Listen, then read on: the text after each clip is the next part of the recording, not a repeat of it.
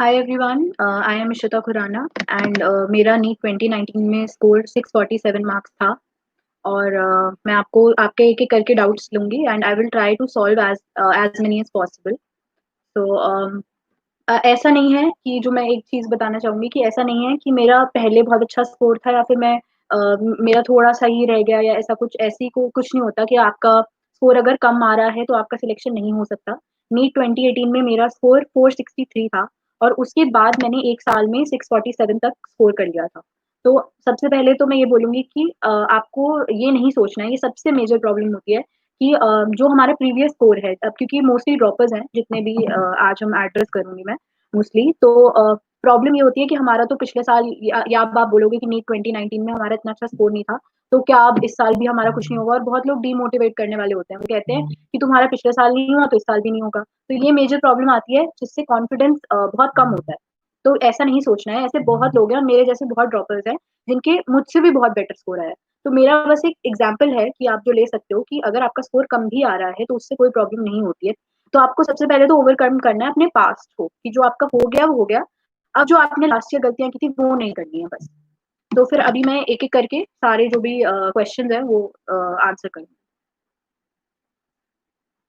Vaibhav Gupta, ma'am please kindly tell how a dropper manage both 11th and 12th parallelly. I am dropper for NEET 2021।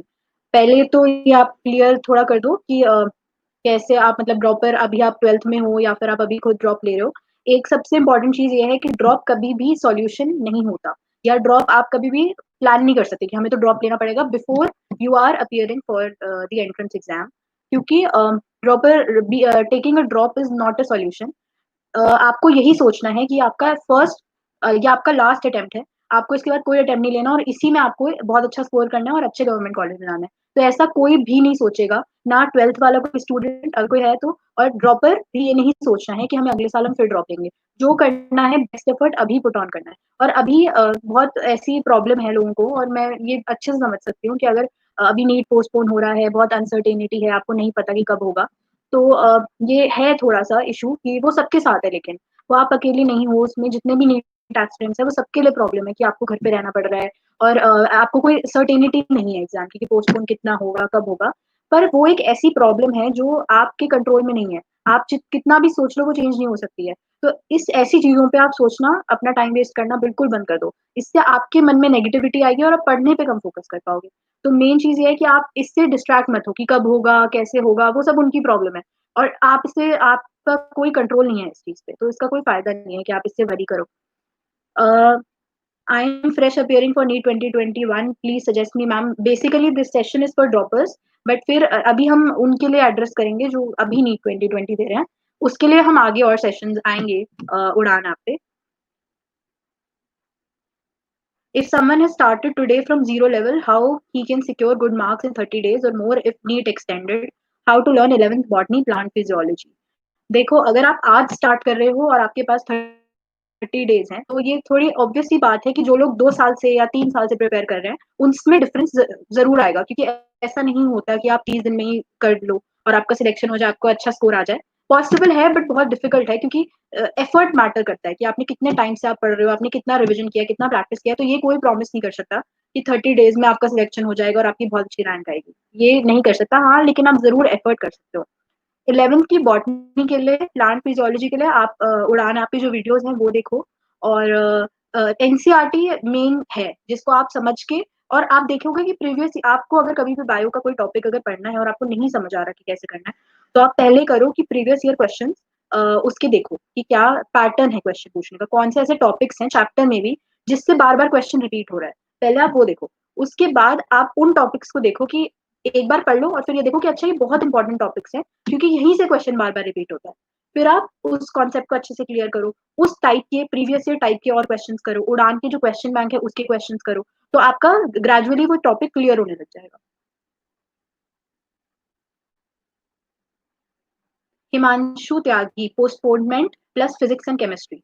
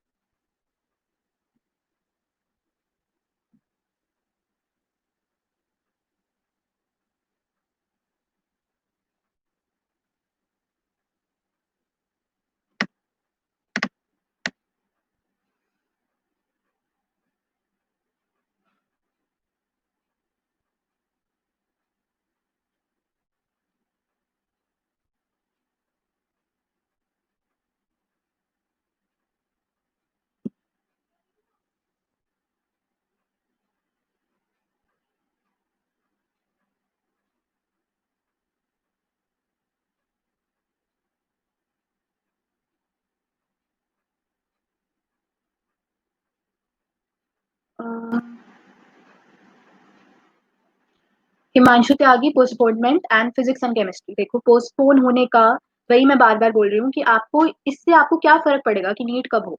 देखो एक चीज होती है कि मान लो आपका नीट है अभी, तो आप बहुत ऐसे लोगों के डिजायर होता है कि जो नीट एस्पिरेंट्स होते हैं, जब मुझे भी याद है जब हमारी ऐसे नीट एग्जाम होने वाला था, एक हफ्ता बचा था या एक महीना बचा था, ड्रॉप ईयर में तो नहीं, बट जब मैं 12th में थी, जब मैंने पहली बार नीट दिया था, तो ऐसा मेरे मन में था कि यार एक महीना बस और मिल जाता या एक थोड़े और दिन मिल जाते तो मेरा और अच्छा हो जाती प्रिपरेशन, मुझे थोड़ा और टाइम चाहिए। तो आप ये सोचो कि अगर आपको अभी नीट पोस्टपोन हो रहा है तो आपको तो एक्स्ट्रा टाइम मिल रहा है, आपके पास ये गोल्डन अपॉर्चुनिटी है कि आप और ज्यादा इंप्रूव कर सकते हो अपना स्कोर, और आप बेटर कर सकते हो जो आपकी डिफिकल्ट एरियाज है या जो आपसे नहीं होते हैं टॉपिक्स, आप उनको भी स्ट्रॉन्ग कर सकते हो। तो ये ऐसी सिचुएशन है जिसपे किसी का कोई कंट्रोल नहीं है। आप जितना भी सोचो या आप इस सब जो भी सोच रहे हो ना कि कब होगा, इससे आप अपना खुद का टाइम वेस्ट कर रहे हो और किसी का नहीं। जितने भी एस्पिरेंट्स है सबके लिए सेम सिचुएशन है, बट सब उसको डील अलग अलग तरह से कर रहे हैं। तो आपको इससे वरी नहीं करना कि कब होगा या प्रोबेबली, मतलब वैसे ये बहुत मुश्किल सिचुएशन है, बट आप अगर यही सोचते रहोगे तो आपकी पढ़ाई पे बहुत इफेक्ट पड़ेगा, जिसका कोई फायदा नहीं है। तो आप अपना ये सब सोचने की बजाय आप ये देखो कि आपको कितना एक्स्ट्रा टाइम मिला है, तो आप और कितना इंप्रूव कर सकते हो, क्योंकि अगर एक्स्ट्रा टाइम मिला है वो सबको है, सबको मिला है, तो उससे ये डेफिनेट सी बात है, ये बहुत प्रोबेबल है कि इस बार कट ऑफ आ जाएगा। पर क्योंकि एक्स्ट्रा टाइम सबको मिला है ना, तो आप उसका यूटिलाइज करो सबसे से। ये मत सोचो कि नीट पोस्टपोन होगा या कब होगा, या आप थोड़ी चिंता लेके बैठ सकते हो सारी। वो तो जैसा सिचुएशन होगी वैसे वैसे होगा। तो आप ये पोस्टपोन वाली प्लीज कोई भी वरी मत करो। फिजिक्स एंड केमिस्ट्री के लिए मैं ये बोलूंगी कि देखो डिफरेंट सिचुएशंस और डिफरेंट सिनेरियोज हैं। ऐसे बहुत स्टूडेंट्स होंगे जिनकी तैयारी अच्छी है, जिनका स्कोर ठीक आ रहा है, अच्छा आ रहा है, उनको इम्प्रूव करने वाली अलग बात होती है, और प्रीवियस जो आपका स्कोर आ रहा है उससे इम्प्रूव करने वाली एक डिफरेंट सीन है, वो हर किसी के लिए। तो अगर मैं तो वैसे ये कहूंगी आपको कि आप कोशिश करो कि अगर आपके फिजिक्स में कम मार्क्स आ रहे हैं, कम स्कोर आ रहा है, तो आप केमिस्ट्री और बायो पे पहले तो बहुत ज्यादा कमांड कर लो, कि आपको ऐसा हो कि इसमें तो मार्क्स ही नहीं कटने चाहिए, इसमें सारे सवाल सही करके आने हैं हमें, मैक्सिमम जितने आप कर सकते हो। बायो में आप ज्यादा से ज्यादा टारगेट रखो, उसमें आप अपने मार्क्स बढ़ा सकते हो, आप जितनी मेहनत करोगे आपको रिजल्ट एकदम दिखेगा। पर क्योंकि इतना ज्यादा टाइम नहीं है कि आप पूरी फिजिक्स 11-12 की जो कॉन्सेप्ट आपके सारे वीक हैं आप सारे कर लो, तो that is not possible. Physics में आप क्या करो कि आप प्रीवियस ईयर क्वेश्चन बहुत अच्छे से करो, फॉर्मूलाज बहुत अच्छे से करो, कि एटलीस्ट आपके फॉर्मूला बेस्ड क्वेश्चन सारे सही हो, उसमें कोई गड़बड़ नहीं आए। लेकिन जो बायोलॉजी है, केमिस्ट्री, आप उसमें ट्राई करो कि उसमें गलत ही ना हो, एनसीईआरटी का कोई क्वेश्चन गलत नहीं हो आपका। आप एनसीईआरटी पे और ज्यादा फोकस करो, बायो केमिस्ट्री में जितना मार्क्स इंप्रूव कर सकते हो वो करो। फिजिक्स में अगर आपका नहीं होता तो उसमें आप फॉर्मूला बेस्ड और बेसिक अप्रोच रखो कि आपको 120 100 इतना स्कोर करना है। अगर आप एक स्टैटिस्टिक्स लो, आप ऐसे सोचो कि अगर आपके 330 मार्क्स बायो में आप स्कोर कर जाते हो, उसके बाद आप 150 140 आराम से केमिस्ट्री में स्कोर कर जाते हो, तो आपको ज्यादा मार्क्स की जरूरत नहीं है फिजिक्स में, 100 120 सफिशिएंट। और वो आपका फॉर्मूला बेस्ड से ही हो जाएगा। आप प्रीवियस ईयर पेपर्स उठाओ, आपको समझ आएगा कि बहुत ऐसे क्वेश्चन है बहुत डायरेक्ट है, तो आप उससे कर सकते हो। उसके बाद Amisha Mehta, don't want to study since a week, don't know what to do, depressed. देखो ये बहुत कॉमन सी प्रॉब्लम है, और यूजुअली ड्रॉपर्स के केस में थोड़ा ज्यादा आता है, क्योंकि थोड़ी चीजें ना वही ऐसा लगता है रिपीट होते हैं, जैसे कि पिछले साल भी यही हुआ था और पिछले साल भी हमारे, और अगर एक भी थोड़ा स्कोर ड्रॉप होता है तो थोड़ा डिप्रेशन होता है, वो मैं समझ सकती हूँ, क्योंकि मेरे साथ भी होता था। मैं मतलब ऐसे तो था नहीं कि मैं बिल्कुल ही वो कर रही थी, मेरे साथ भी होता था, पर उसको टैकल करना बहुत जरूरी है। अगर आपको कभी ऐसा लगता है कि आप बहुत ज्यादा डिप्रेस्ड हो, तो आप थोड़ी देर देर के लिए खुद को एक ब्रेक दो, और ये वो ब्रेक की तरह दो कि जैसे आपने, अगर आप बहुत ज्यादा पढ़ रहे हो और फिर आपसे एक दिन ऐसा हुआ कि आपसे नहीं पढ़ा जा रहा, ये नहीं है कि मतलब फिर पढ़ना ही छोड़ दो। उसकी बजाय 2-3 घंटे आप वो करो जो आपको पसंद है, थोड़ा पेरेंट्स के साथ बैठो, उनसे बात करो, तो आपको थोड़ा रिफ्रेश अच्छा फील होगा। उसके बाद आप बेटर पढ़ पाओगे। ये उसका मतलब नहीं है कि आप डिप्रेस हो गए तो एक हफ्ते हमने पढ़ना छोड़ दिया, 2 हफ्ते पढ़ना छोड़ दिया। उसकी बजाय आप 2-3 घंटे का एक ब्रेक लो, उसमें आप अपने पेरेंट्स से बात करो, वीडियोस देखो, थोड़ा यूट्यूब पे मोटिवेट हो। और ऐसे बोलते हैं कि दिन में सपने देखना बहुत वो होता है और टाइम वेस्ट है और ये सब नहीं करना चाहिए, लेकिन ना आप कभी कभी अगर आप बहुत ज्यादा डिप्रेस्ड हो तो आप खुद को इमेजिन करो इन फ्यूचर जब आपका सिलेक्शन हो जाएगा, आप अपने पेरेंट्स के बारे में सोचो कि वो कितने खुश होंगे, आप कितने खुश होंगे, आपको एक अच्छा कॉलेज मिलेगा और आपकी पूरी लाइफ चेंज हो जाएगी। आप उसके बारे में सोचो, आपका अपने आप पढ़ने का मन करेगा कि अभी थोड़ा टाइम है, और ये एक्चुअली बहुत थोड़ा टाइम है, ऐसा नहीं है। आप ये सोचो कि आपके पास इतना टाइम नहीं है, आप उसको अच्छे से यूटिलाइज करो, और फिर आपको उसके बाद आपकी पूरी लाइफ कंप्लीटली चेंज हो जाएगी once you are in medical college, और अच्छा कॉलेज मिल जाएगा। तो डिप्रेस होने की बजाय खुद को पॉजिटिव रखो, और ये सोचना छोड़ दो कि कब होगा नीट, पोस्टपोन होगा या क्या होगा, इस सोचने से कोई फायदा ही नहीं है। इससे अच्छा आप ये वाला टाइम यूटिलाइज करो अपने वीक चैप्टर्स पे, और स्ट्रॉन्ग करो, आप अपनी परफॉर्मेंस को इम्प्रूव करो।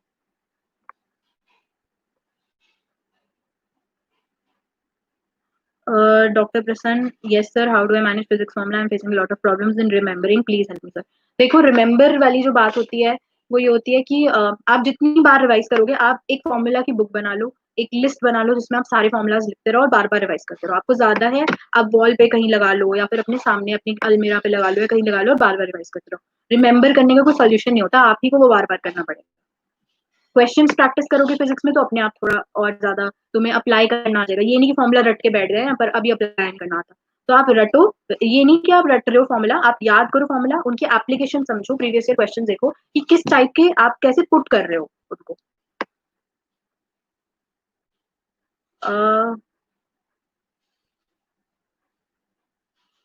I am from open category and scoring about 300 and want to take any government college and I have 30 days left. What should I do now?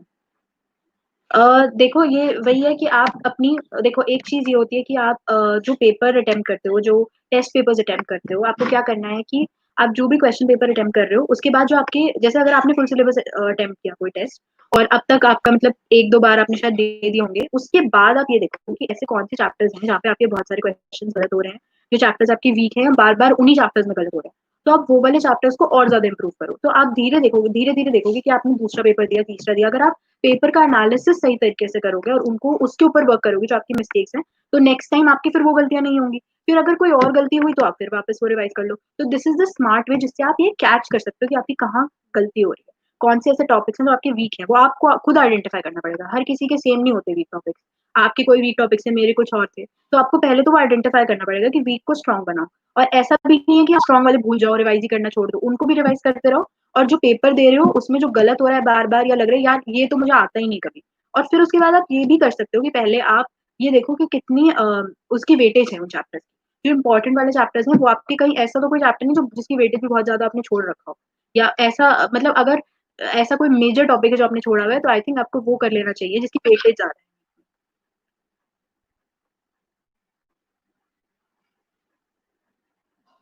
Ankita Sharma, any news of NEET, ये मैं बता चुकी हूँ। Lovely, how to overcome negative marking. देखो, ये एक problem होती है कि हमारी बहुत नेगेटिव मार्किंग हो रही है और हम उसको कैसे ओवरकम करें। उसका सबसे बड़ा सोल्यूशन यही है कि आप जो भी टेस्ट देते हो, चाहे वो पार्शियल टेस्ट है, चाहे वो फुल सिलेबस टेस्ट है, चाहे वो हाफ सिलेबस टेस्ट है या कैसा भी है, आप जो भी टेस्ट दे रहे हो, अगर आपने 3 घंटे का वो टेस्ट देने के बाद उसको एनालाइज नहीं किया तो आपने एक तरह से वो टेस्ट वाला टाइम भी वेस्ट कर दिया है।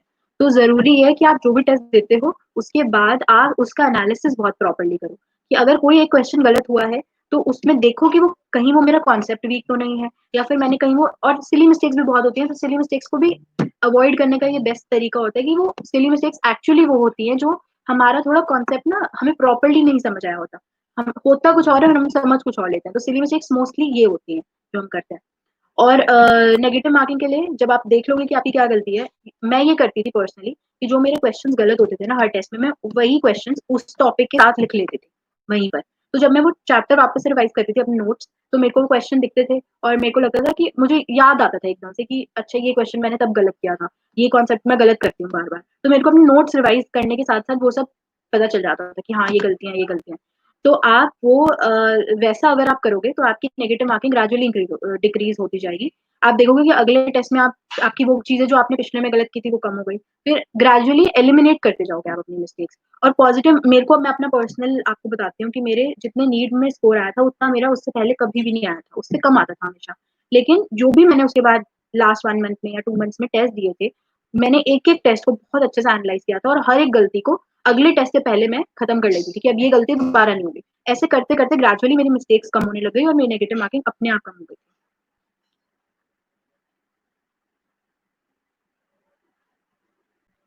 To increase physics marks and physical chemistry, physics marks and physical chemistry में यही कहूंगी कि आपको अगर बहुत वीक है आपकी, तो आप एकदम से कॉन्सेप्ट नहीं कर सकते हो इम्प्रूव। तो इससे बेटर है कि आप बायो और केमिस्ट्री को और ज्यादा टाइम दो। और जैसे ऑर्गेनिक है, इनऑर्गेनिक है, that is mostly remembering part. Bio में आप एनसीईआरटी बार बार पढ़ो, और बायो में अगर आपके 300 आ रहे हैं तो आप ट्राई करो 330 ले आओ। केमिस्ट्री में अगर 120 है तो 140 150 तक लाओ। तो वो काफी पॉसिबल होता है कम टाइम में, जब आपके पास टाइम इतना नहीं है। फिजिक्स में आप क्या करो, फॉर्मूलाज बहुत अच्छे से आपको याद होने चाहिए, एक टिप्स पे होने चाहिए कि आपको कैसे आप अप्लाई करने हैं। तो फॉर्मूलाज अगर आपके टिप्स में हैं तो आप बहुत आराम से 50-60% मैक्सिमम पेपर आप कर लोगे सॉल्व। थोड़े बहुत क्वेश्चन रह जाएंगे, ऐसा जरूरी नहीं होता ना कि आप सारे क्वेश्चन सॉल्व करोगे। ऐसा नहीं, हमें तो सिलेक्शन करवाना है। तो इसलिए आप ट्राई करो कि आप बायो और केमिस्ट्री में ज़्यादा मेहनत करके उसमें इंक्रीज़ करो।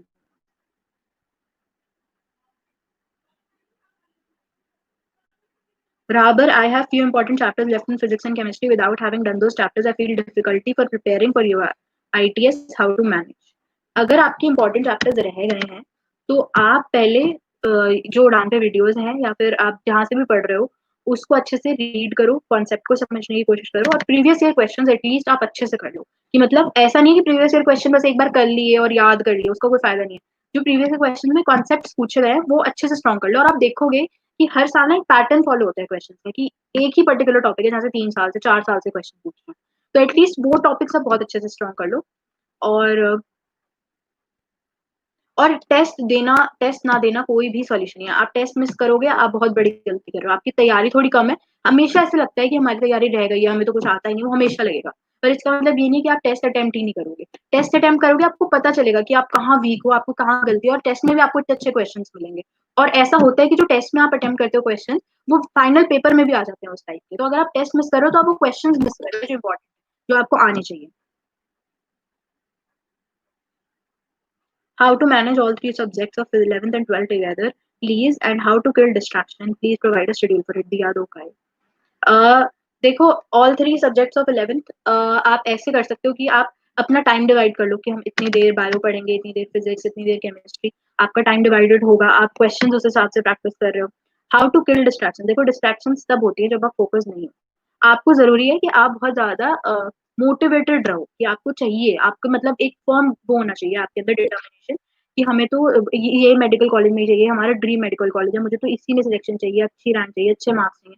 अगर आप फोकस हो, मोटिवेटेड हो, डिस्ट्रैक्ट होने का कोई मतलब ही नहीं बनता कि आप डिस्ट्रैक्ट हो जाओ।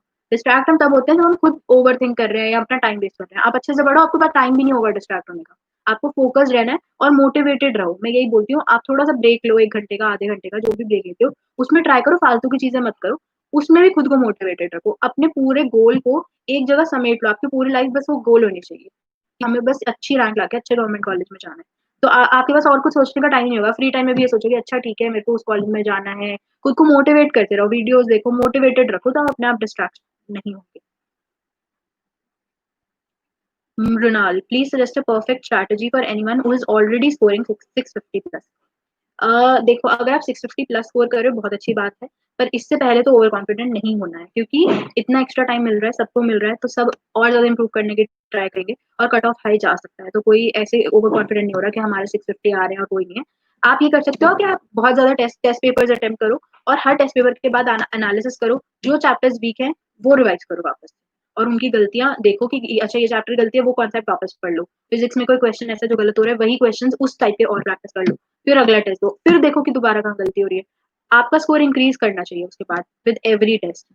और हो सकता है कि अगले टेस्ट में कोई और चैप्टर की गलती हो गई, फिर वो रिवाइज कर लो। दिस इज द वे जिससे आप अपनी गलतियों को एलिमिनेट करते जाओगे और आपकी पॉजिटिव मार्क्स अपने आप बढ़ेंगे, नेगेटिव मार्किंग अपने आप कम होती जाएगी। Lakshmi, yes, also regarding schooling and preparation for boards together. देखो, 12th का पार्ट आप बोर्ड्स के साथ साथ कर लो। वैसे तो ये मतलब ड्रॉपर्स के लिए मेनली था सेशन, बट फिर मैं बता देती हूँ कि आप बोर्ड्स के लिए 12th अपनी स्ट्रॉन्ग कर लो और 11th को कुछ परसेंट टाइम अपना दो और 11th के पुराने टॉपिक साथ साथ रिवाइज कर। Dayta Thakur, can't focus on studies, distraction by WhatsApp, Insta and so on.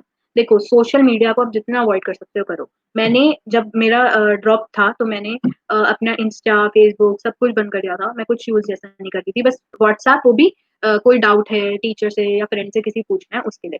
देखो, अभी टाइम है आपके पास पढ़ने का और आपको एक गोल्डन अपॉर्चुनिटी मिली है कि आपको एक्स्ट्रा टाइम मिल रहा है। आपको एक्स्ट्रा आधे साल का ड्रॉप है, एक तरह से आपको एक्स्ट्रा इतना टाइम मिल रहा है। तो आप उसके लिए थैंकफुल हो और वरी मत करो। और आप थोड़ा सा टाइम है, आप व्हाट्सएप, इंस्टा, सोशल मीडिया सबसे डिस्ट्रैक्ट मत हो, बंद कर दो उठा के फोन। कोई ऐसी जरूरत नहीं है कि तुम्हें इंस्टा अभी चला लेना। उसके बाद जब तुम मेडिकल कॉलेज में आओगे, इतना चिल होता है सर, तुम आराम से सोशल मीडिया यूज करना जितना मन करे। पर फिर अगर तुमने अभी यूज कर लिया ना, तो तुम्हें आगे वो मेडिकल कॉलेज और वो वाले सारे प्रिविलेजेस नहीं मिलेंगे। तो तुम्हें अभी अपने आप को थोड़ा कंट्रोल में रखना है, सेल्फ कंट्रोल होना बहुत जरूरी है।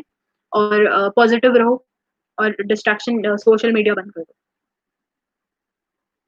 What should be the strategy of dropper if she haven't taken her 11th seriously? ज्योति, देखो, कोई बात ऐसी नहीं होती कि हमने 11th नहीं किया तो हम नहीं कर सकते। ऐसा नहीं है, अभी भी आप कर सकते हो। पर आपको थोड़ा स्मार्टली बस वर्क करना पड़ेगा। ऐसा मतलब आप हार्ड वर्क ऐसे बोलते हैं ना कि ऐसे नहीं पढ़ना कि बस बहुत सारे बच्चे पढ़ रहे हैं, 15 लाख जो बच्चे बैठेंगे उसमें से काफ़ी ऐसे बच्चे हैं सबने पढ़ा होगा, लेकिन सिलेक्शन सबका नहीं होता। सिलेक्शन तो उसका होगा जो स्मार्ट स्टडी करेगा, तो आपको थोड़ा स्मार्टली अब काम करना पड़ेगा, अगर आपकी 11th रह रही है तो। आप क्या करो कि पहले सबसे पहली चीज़ आप ये करो कि एक वेटेज एनालिसिस देख लो कि कौन से ऐसे टॉपिक्स हैं जिसमें से नीट में बहुत आते हैं क्वेश्चन। फिर उसको उसी सीरीज में प्रिपेयर करो। अगर आपने 11th बिल्कुल भी नहीं करी है और 12th आपकी स्ट्रांग है, तो आप 11th पहले वो वाले टॉपिक्स पे फोकस करो जो जिनकी ज्यादा वेटेज है, उनको पहले अच्छे से खत्म कर लो। फिर आओ कि थोड़े जो कम इंपॉर्टेंट है, फिर लीस्ट इंपॉर्टेंट है। देखो ऐसा नहीं होता कि आपका थोड़े मतलब एक ही बार में एम्स में सिलेक्शन हो जाएगा, फर्स्ट रैंक आ जाएगी, ऐसे नहीं होता। आपको ग्रेजुअली स्टेप वाइज पढ़ना है कि आप पहले इतना कर लो, इतने मार्क्स ले आओ कि आपको लगे हाँ अब सिलेक्शन हो जाएगा। फिर आप ये सोचो अब अच्छी रैंक आ जाएगी, अब उसके बाद सोचो कि हाँ अब इतना टॉप कॉलेज बिल्कुल एम्स मिल जाएगा। तो ग्रेजुअली आपको धीरे धीरे इंक्रीज करना है। ठीक है। Veera Veera how to improve in physics and chemistry, ये मैं बता चुकी हूँ। How to maintain consistency and avoid distractions and how to manage school, Aakash and Udaan, CR Dogra. देखो अभी स्कूल तो शायद इतना नहीं चल रहा होगा, ऑनलाइन क्लासेस है। और आकाश एंड उड़ान के लिए आप ये कर सकते हो कि देखो आपको खुद अपना एक पैटर्न, अपना एक शेड्यूल बनाना पड़ेगा। वो हर किसी के लिए अलग होता है, हर किसी के लिए डिफरेंट होता है। मैं आपको ये कहूंगी कि आप स्कूल के ओवर नीट को थोड़ा ज्यादा प्रेफरेंस दो, क्योंकि स्कूल की परसेंटेज इतनी ज्यादा मैटर नहीं करती। आपका अल्टीमेटली सिलेक्शन होगा, आप डॉक्टर बनोगे, वो नीट से बनोगे। तो आप ऐसे मत सोचो। अगर आप आकाश भी कर रहे हो तो आप आकाश के जो आपको टीचर्स पढ़ा रहे हैं आप वो भी सुन सकते हो, और जो अगर आपको कोई टॉपिक्स वीक लग रहे हैं आप उड़ान भी सुनो। जो आपको बेटर लग रहा है वैसे करो, वो आपको अपना खुद का बनाना पड़ेगा शेड्यूल। उसमें आपकी कोई हेल्प नहीं करेगा, हेल्प नहीं कर सकता। आपको खुद देखना पड़ेगा कि आपके लिए क्या बेस्ट है, आप कितना टाइम मैनेज कर सकते हो। पर बस ये बात मैं कहूंगी कि आप स्कूल के ओवर नीट को थोड़ा ज्यादा प्रेफरेंस दो। Suhana Ali, physics capacitor and chemistry, organic chemistry problem हो रही है। देखो कैपेसिटर फिजिक्स में दैट इज वैसे एन इम्पोर्टेंट चैप्टर। कैपेसिटर्स की आप वीडियोस देख लो उड़ान पे, आपको उससे समझ आ जाएगा। अगर नहीं कुछ ऐसा समझ आ रहा है, आप यूट्यूब पे भी देख सकते हो, काफी वीडियोस होती हैं। और ऑर्गेनिक केमिस्ट्री में आप बेसिक, सबसे पहले तो मैं ये कहूंगी कि ऑर्गेनिक और इनऑर्गेनिक केमिस्ट्री में एनसीईआरटी काफी ज्यादा इंपॉर्टेंट है। 2019 में भी इनऑर्गेनिक की लाइंस पे से क्वेश्चन आ गए थे नीट में। और मेरे को अब याद है कि मेरे जितने दोस्त थे वो ज्यादा इतना एनसीईआरटी पे ध्यान नहीं देते थे, और वो कोचिंग के मटेरियल और यही सब करते रहते थे नोट्स। लेकिन मैंने एनसीईआरटी वर्ड बाय वर्ड पढ़ी थी, तो मेरे को बिल्कुल याद आ गया था कि अच्छा ये एनसीईआरटी में ये लाइन है। इनकरेक्ट करेक्ट वाली स्टेटमेंट्स आई थी 2019 में। तो इनऑर्गेनिक और ऑर्गेनिक की एनसीईआरटी बहुत अच्छे से पढ़ लो। ऑर्गेनिक के जितने भी रिएक्शंस है वो सब एनसीईआरटी के आपको याद होनी चाहिए, पता होनी चाहिए। अगर उसके मैकेनिज्म दिए वो आपको थोड़ा थोड़ा आइडिया होना चाहिए उसका। आप ऐसा कर सकते हो कि ऑर्गेनिक केमिस्ट्री के जितने भी रिएक्शंस हैं और इनऑर्गेनिक के सब एक जगह लिख लो। मैंने ऐसे पेपर बना लिए थे जिसमें मैंने सारे रिएक्शन एक जगह लिखे थे इनऑर्गेनिक के, और बार बार रिवाइज करते रहो। हर टेस्ट से पहले आप रिवाइज कर सकते हो, 10-20 मिनट लगेंगे आपको करने में। तो ये होगा कि आपका रिविजन चलता रहेगा उसका।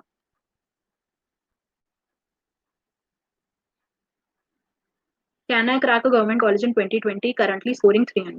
देखो अगर ये एक बात होती है कि आपको खुद से पॉजिटिव रहना पड़ेगा। अगर आप मतलब जैसा आप सोचोगे ना, जितनी पॉजिटिव आप रहोगे, जितनी पॉजिटिव आपकी अप्रोच होगी, उतना ज्यादा आपका बेनिफिट होगा। देखो ऐसा नहीं है कि अगर आपके अभी 300 आ रहे हैं तो आप क्रैक ही नहीं कर सकते, ऐसा नहीं है। आप थोड़ा स्मार्टली वर्क करना शुरू करो। आप ये देखो वीकर सेक्शंस क्या है, ऐसे कौन से चैप्टर्स है जो जिनकी वेटेज भी और मुझे आते नहीं है, उन पे काम करो। तो ऐसा नहीं है सिलेक्शन नहीं हो सकता। अगर आपने सोच लिया ना कि आपका सिलेक्शन होगा, तो आपको कोई नहीं रोक सकता होने से। आपको बस एक पॉजिटिव अप्रोच लानी है और स्मार्टली पढ़ना है। ये नहीं कि सब कुछ पढ़ रहे हो, अनइम्पोर्टेंट भी पढ़े जा रहे हो, ऐसा नहीं होता। आपको थोड़ा स्मार्टली काम करना है, और ऐसा बिल्कुल पॉसिबल है कि अगर आपके 300 आ रहे हैं तो आपका सिलेक्शन होगा।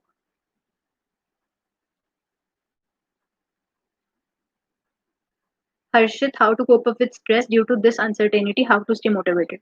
देखो स्ट्रेस सबको होता है, ऐसा सबको लगता है कि हमारा सिलेक्शन होगा या नहीं होगा, या कहीं हमारे ये ना हो जाए हमारे साथ। मुझे अभी भी रात को रोज सपने आते रहते हैं कि अब मेरा नीट का एग्जाम है कल और मेरा नहीं हुआ, मुझे अभी भी वही लगता रहता है। तो ये बहुत नेचुरल सी बात है, और ये सिर्फ आपके लिए नहीं है, सबके लिए है कि आप थोड़ा बहुत स्ट्रेस में रहोगे, पर आप उस स्ट्रेस को यूज करो, अपने लिए यूज करो। जो आपकी डिस्ट्रैक्शन है आप उसको पॉजिटिवली यूज करो। मान लो आपको डिस्ट्रैक्शन है कि आपको टीवी देखना है, कोई मूवी देखनी है, तो आप उसको एज अ रिवॉर्ड अपने लिए यूज करो। कि आप ये सोचो कि मेरे को आज 4 घंटे बहुत अच्छे से पहले पढ़ाई करनी है, फिर मैं थोड़ी देर 1 घंटा टीवी देख लूंगा, फिर वापस पढ़ूंगा। तो वो टीवी देखने के लिए आप 3 घंटे बहुत अच्छे से पढ़ाई करोगे। तो आपको डिस्ट्रैक्शन को अपने लिए यूज करना है, और अभी डिस्ट्रैक्ट होकर कोई फायदा नहीं है। अगर आपको स्ट्रेस हो रहा है, आप मैनेज खुद को करना सीखो।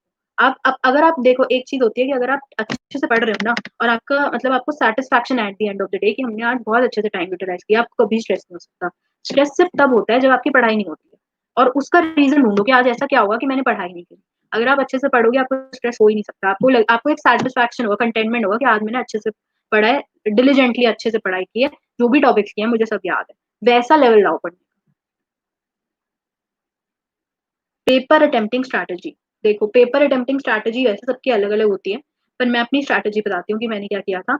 जब मेरा पहला अटेम्प्ट था नीट का तो मुझे ऐसा लगता था कि मेरी फिजिक्स थोड़ी ज़्यादा स्ट्रॉन्ग है बायो से और केमिस्ट्री से। पर हुआ ये कि मैंने फिजिक्स से पेपर अटेम्प्ट किया था और थोड़ी डिफिकल्ट मुझे उस टाइम पे लगी थी फिजिक्स, जब नीट में आई थी तो, और मुझसे ज़्यादा क्वेश्चन नहीं सॉल्व हुए थे। मेरा बहुत टाइम वेस्ट हो गया था और मेरे बायो के क्वेश्चंस रह गए थे और मैं नहीं कर पाई थी अटेम्प्ट अच्छे से।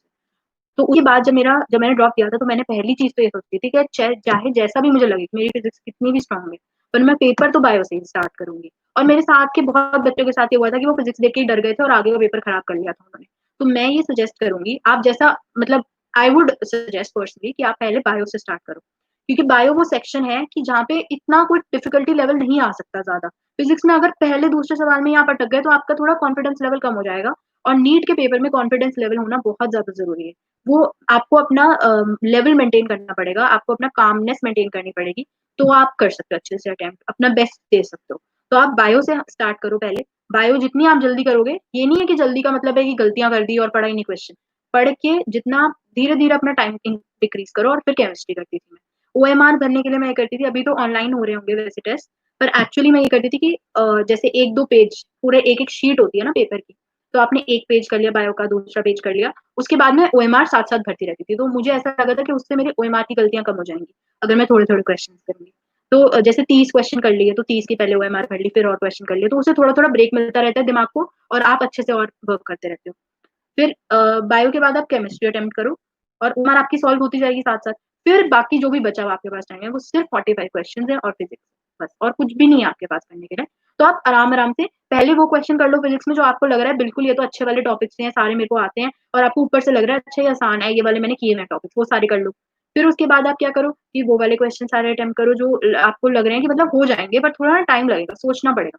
आप सेकंड अटेम्प्ट में वो वाले क्वेश्चन करो। उसके बाद आप अपनी ओएमआर साथ-साथ भरते रहो। और ओएमआर ऐसे नहीं भरना, ट्राई करना कि आप एक कोई रैंडम क्वेश्चन ही नहीं भरो, लाइन वाइज़ ही भरो। कि मतलब आपने शुरू के अगर फिज़िक्स के अगर आप क्वेश्चन ऐसे अटेम्प्ट करो, तो फिर एक साथ 15 क्वेश्चन की शुरू की भर दी, फिर 15 कर लिए, फिर भर दी, ऐसे करके कर सकते हो आप।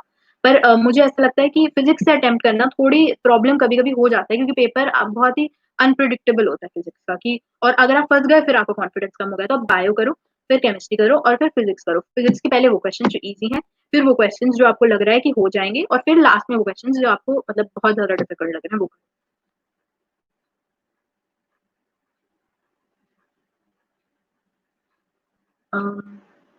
Aisha sir, I completed this talk about need postpone when we get I'm dropper how to थोड़ा प्रॉपर्ली यार लिखो, ऐसे समझ नहीं आ रहा। अक्षत, हम सर मैम हमारे मॉक टेस्ट में मार्क्स अभी ज़्यादा बढ़ नहीं पा रहे हैं, चैप्टर वाइज़ प्रिपेयर करते हैं पर टेस्ट मैक्सिमम फुल सिलेबस के हैं तो मार्क्स कम आते हैं। How to handle this problem? देखो, आपको ना पहले आप क्या करो, 1-2 दिन लो और पूरा सिलेबस जितना है, सारा आप अच्छे से कंप्लीट कर लो एक बार। एक बार के लिए कर लो, उसके बाद एक टेस्ट अटेम्प्ट करना full syllabus. How to start with I am telling you this. तो आप 1-2 दिन लो, पहले अपना पूरा सिलेबस कंप्लीट करो। ये नहीं है कि मतलब 10 दिन ही ले लिए पूरा सिलेबस में, 1-2 दिन, 3 दिन ले लो बस।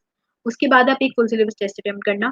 फिर आप देखना कि आपके कोई बात नहीं, अगर आपका मतलब ऐसा लगे कि कम स्कोर आ रहा है, कोई दिक्कत वाली बात नहीं है। आप ये देखना उसके बाद पेपर का एनालिसिस करना पेपर का, कि कहाँ ऐसे कौन से चैप्टर हैं जहाँ पे मेरे क्वेश्चन गलत हो रहे हैं। ये करने के बाद आप वो वाले चैप्टर्स दोबारा रिवाइज़ करना, वो वाले क्वेश्चंस अगर फिज़िक्स में वो वाला कॉन्सेप्ट दोबारा रिवाइज़ करना, उस टाइप के क्वेश्चन और प्रैक्टिस करना। उसके बाद क्या करना, वो सब रिवाइज़ करने के बाद एक और फुल सिलेबस टेस्ट दे देना। फिर उसकी गलतियाँ रिवाइज़ कर लेना, फिर एक और टेस्ट दे देना। तो ऐसा क्या होगा, जो आपकी गलत हो रही है ना चैप्टर्स और जो आपको नहीं आ रहे हैं, वो रिवाइज़ होते जाएँगे आपके। और ऐसा भी होता है कि जैसे 5-6 टेस्ट के बाद ऐसा हो गया कि वो वाले गलत हो गए जो पहले आते थे, तो वो भी रिवाइज़ कर लेना। तो ऐसे करते-करते पूरा सिलेबस रिवाइज़ होता जाएगा। चैप्टर वाइज़ टेस्ट है, वो भी वैसे भी पैटर्न फ़ॉलो कर सकते हो कि आप चैप्टर वाइज़ ले लो, कि पहले आधे का जो उड़ान पे जैसे टेस्ट है मैंने देखा था, उसमें ये था कि आधे-आधे सिलेबस का था। तो आपने आधे सिलेबस का किया पहले, फिर और आधे का किया, उसको लेकिन स्टिक कर लो कि ये आधे का है तो ये बिल्कुल कंप्लीट करके दो अच्छे से।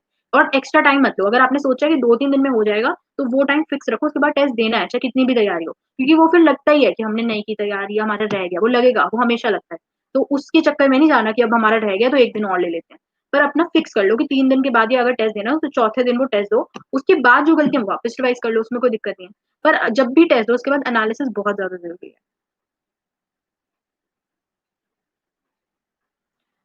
श्री मैम, क्यों फ्रेशर्स की एग्ज़ाम क्लियर करने की पॉसिबिलिटी ज़्यादा होती है इन कंपैरिज़न विद रिपीटर्स? कौन-सी कमी रह जाती है रिपीटर्स की प्रिपरेशन में? देखो, ये बहुत लोग बोलते हैं कि रिपीटर्स का तो कम होता है। मेरा हो गया, मेरे साथ के बहुत ऐसे मेरे दोस्त हैं जिनका भी हो गया। ऐसा नहीं होता है, ये बहुत बड़ा डिल्यूज़न है और एक रीज़न और है जो मतलब जिसकी वज़ह से कहते हैं। ये होता है कि जब आपने पहली बार प्रिपरेशन की होती है, 2 टाइप के बच्चे होते हैं। एक वो होते हैं जिनकी तैयारी अच्छी मतलब जो कहते हैं हाँ, हम पढ़ते थे लेकिन हमारा सिलेक्शन नहीं हुआ। एक वो होंगे जो कहेंगे हमने पढ़ा नहीं इसलिए हमारा सिलेक्शन नहीं हुआ। तो जो वो कैटेगरी होती है ना जो कहते हैं कि हमने पढ़ा फिर भी हमारा नहीं हुआ, वहाँ पे थोड़ी प्रॉब्लम होती है। वहाँ पे आप ये करते हो मैंने भी पढ़ा था, ऐसा नहीं था मैंने बिल्कुल ज़ीरो प्रिपरेशन से गई थी। मैंने पढ़ा था लेकिन मैं एंड में बहुत ज़्यादा प्रेशर और बहुत ज़्यादा स्ट्रेस में आ गई थी, जिसकी वजह से मेरा नहीं हो पाया था पहली बार। पर ये बात होती है कि जो आपकी तब गलती हुई थी ना उस टाइम पे, ऐसा कुछ हुआ होगा ज़रूर जो गलत था, जो अगर आप अभी सही कर दोगे तो आपका सिलेक्शन हो जाएगा। मैंने वही आइडेंटिफ़ाई किया था अपने लिए। हर किसी के लिए अपना होता है। अगर आप वो आइडेंटिफ़ाई कर लोगे और वो गलती को एलिमिनेट कर दोगे तो आपका 100% सिलेक्शन हो जाएगा। पर जो कुछ लोग ऐसे होते हैं जो वो गलती को कंटिन्यू करते जाते हैं, कि अगर हमने वो पहली बार में गलती की, अगर हमने पढ़ने का तरीका यही अपनाया था और अभी भी ड्रॉप लेके भी वही कर रहे हैं, तो फिर तो कैसे स्कोर इम्प्रूव होगा? आपको कुछ ना कुछ चेंज करना पड़ेगा। अगर आप बहुत ज़्यादा स्ट्रेस में थे पिछले साल, तो आपको ट्राई करना पड़ेगा कि इस साल हमें टैकल करना ही है स्ट्रेस, तो आप एकदम सिलेक्शन हो जाएगा अगर आपकी पढ़ाई अच्छे से की हुई है तो। तो आपको ये आइडेंटिफ़ाई करना है कि आपने ऐसा क्या गलत किया था पिछले साल, जो आपने पढ़ा भी था, सब कुछ किया, फिर भी आपका सिलेक्शन नहीं हुआ। अगर आपको वो पता चल गया और आपने उसको इम्प्रूव कर लिया, तो आपका सिलेक्शन आराम से हो जाएगा, उसमें कोई प्रॉब्लम नहीं है। प्रेशर और इसमें ये बहुत ही बेकार बात है कि ड्रॉपर का नहीं हो सकता। मेरा तो हुआ है, मैं तो अब मेडिकल कॉलेज में पढ़ रही हूँ और मेरे जैसे बहुत ड्रॉपर्स का हुआ है, मेरे से बेटर भी हुआ है बहुत लोगों का। तो ये सोच के बिल्कुल अपना टाइम वेस्ट नहीं करना। आपका सिलेक्शन होगा, आप सबके लिए एग्ज़ाम्पल बनोगे और बहुत ऐसा नहीं है कि ड्रॉपर्स का नहीं होता। शिवानी, फिज़िक्स में कॉन्फिडेंस कैसे बढ़े? Is NEET going to get postpone? देखो, सब ये पोस्टपोन वाला पूछ रहे हैं, मैं बता चुकी हूँ कि बिल्कुल फालतू में स्ट्रेस लेने की ज़रूरत नहीं है और अपना टाइम मत वेस्ट करो कि पोस्टपोन होगा, कब होगा? तुम कैसे कंट्रोल करोगे? अगर तुम सोच भी लो कि ना हो पोस्टपोन, होगा? ऐसा नहीं होगा ना। वो तो अपने आप जैसे सिचुएशन है वैसे ही होता जाएगा। तो आपको सोच के वरी नहीं करना, अपना टाइम नहीं वेस्ट करना है। फिज़िक्स कैसे कॉन्फिडेंस लाएँ अगर आपको ऐसा लग रहा है कि मार्क्स कम आ रहे हैं? मैं एक सिचुएशन आपको मतलब अपनी लाइफ़ का एक इंसिडेंट बताती हूँ। जब नीट था मेरा 2019 वाला ड्रॉप ईयर वाला, तो मेरे को भी एक दिन ऐसा बहुत अंडर कॉन्फिडेंट हो गई थी मैं कि मेरा एक बार स्कोर थोड़ा कम आने लग गया था 2-3 टेस्ट में। तो मैंने तब मेरी अमन तिलक से बात हुई थी और तब उन्होंने मुझे एक चीज़ बोली थी कि तुम ऐसा करो नीट 2017 वाला पेपर निकालो और अभी 1 घंटे में करो पेपर वो मेरे को कॉल करना और बताना कितना स्कोर आया। मुझे याद है मेरे उसमें 165 मार्क्स आए थे और उसके बाद मेरा कॉन्फिडेंस लेवल बढ़ गया था। मुझे लगा था कि हाँ, मेरी फिज़िक्स इतनी स्ट्रॉन्ग है कि मैं कर सकती हूँ आराम से। तो अगर आपको कभी ऐसा लगे कि हमारा मतलब हम बहुत अंडर कॉन्फिडेंट हैं या हमारा मतलब फिज़िक्स में कम आ रहा है क्योंकि कभी-कभी ऐसा होता है कि आप कुछ ऐसे टेस्ट अटेम्प्ट कर देते हो जहाँ पे डिफ़िकल्टी लेवल भी ज़्यादा होता है। तो आप एक प्रीवियस ईयर पेपर उठाओ और क्वेश्चन्स देखो। वो वाला अटेम्प्ट करके देखो क्वेश्चन पेपर आपको खुद पता चल जाएगा।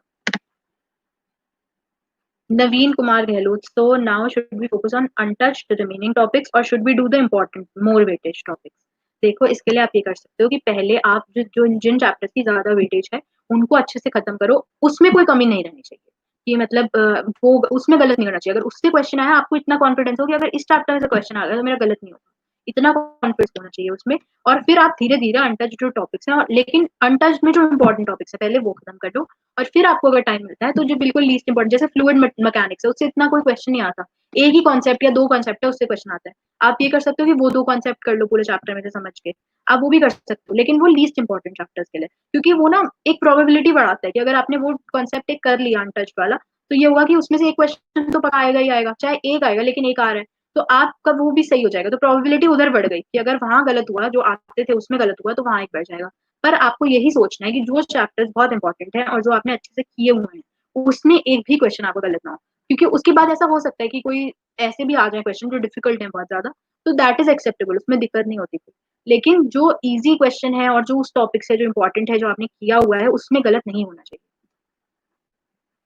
हाउ टू किल डिस्ट्रैक्शंस मैं बता चुकी हूँ। अगर आपको डिस्ट्रैक्शन होती है, आप अपने पेरेंट्स के साथ एक थोड़ा टाइम स्पेंड करो, उनसे बात करो और ये सोचो कि जब आपका सिलेक्शन हो जाएगा, जब आप एक अच्छे मेडिकल कॉलेज में पढ़ोगे, तो तो तब आप कितना ज़्यादा आपको अच्छा लगेगा, आपके पेरेंट्स को कितना अच्छा लगेगा। आप ये सोचोगे ना बस, आप इमेजिन करोगे बस एक ये सिचुएशन कि आप कॉलेज में हो और आपके सारे वो जो ड्रीम्स हैं, जो आप सोशल मीडिया यूज़ कर रहे हो, दोस्त बना रहे हो, बाहर पार्टीज़ कर रहे हो, वो सारे आपके तब फुलफिल हो जाएँगे, तो आपका खुद ही पढ़ने का मन करेगा कि अभी पढ़ लेती हूँ या अभी पढ़ लेता हूँ और बाद में तो मेरे को जो मन होगा बहुत ही आपकी लाइफ डिफरेंट हो जाएगी, आपको बहुत इंडिपेंडेंस मिलेगी कॉलेज में जाके, आप सोशल मीडिया यूज़ करना, सब कुछ करना जो आपका मन करे। पर अभी आप खुद को थोड़ा सेल्फ कंट्रोल आप रखो।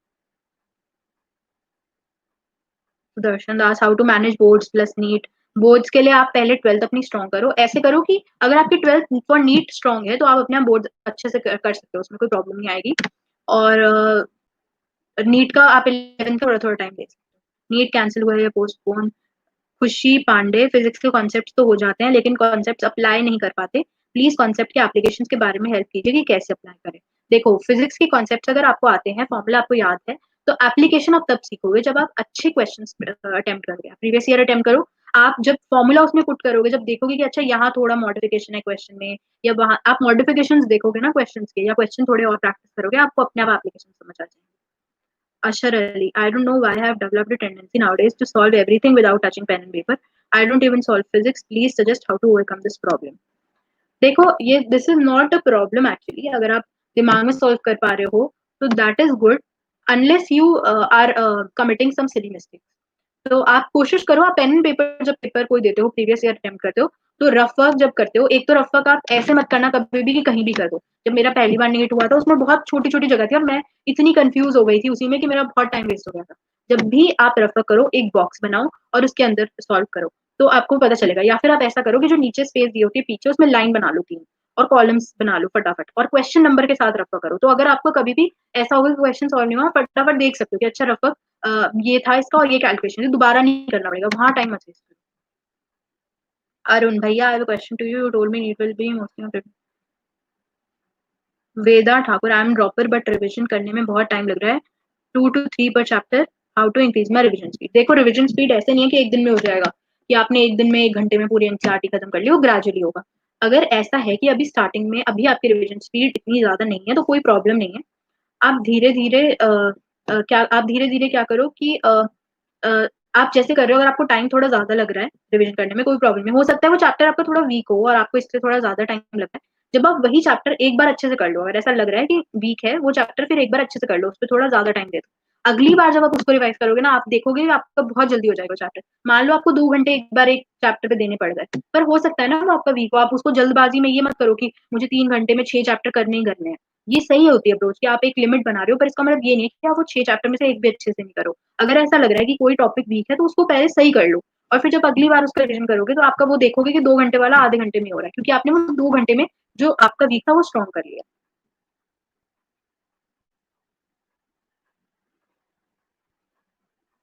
सौरभ अनिल, मैम एक बार क्वेश्चन लगाने के बाद उसको फिर से कैसे लगाएं और सिलेक्ट करें कि रिवीजन फास्ट हो पाए। देखो, ये एक अच्छा वो है कि आपको क्वेश्चंस वापस से करना भी जरूरी होता है।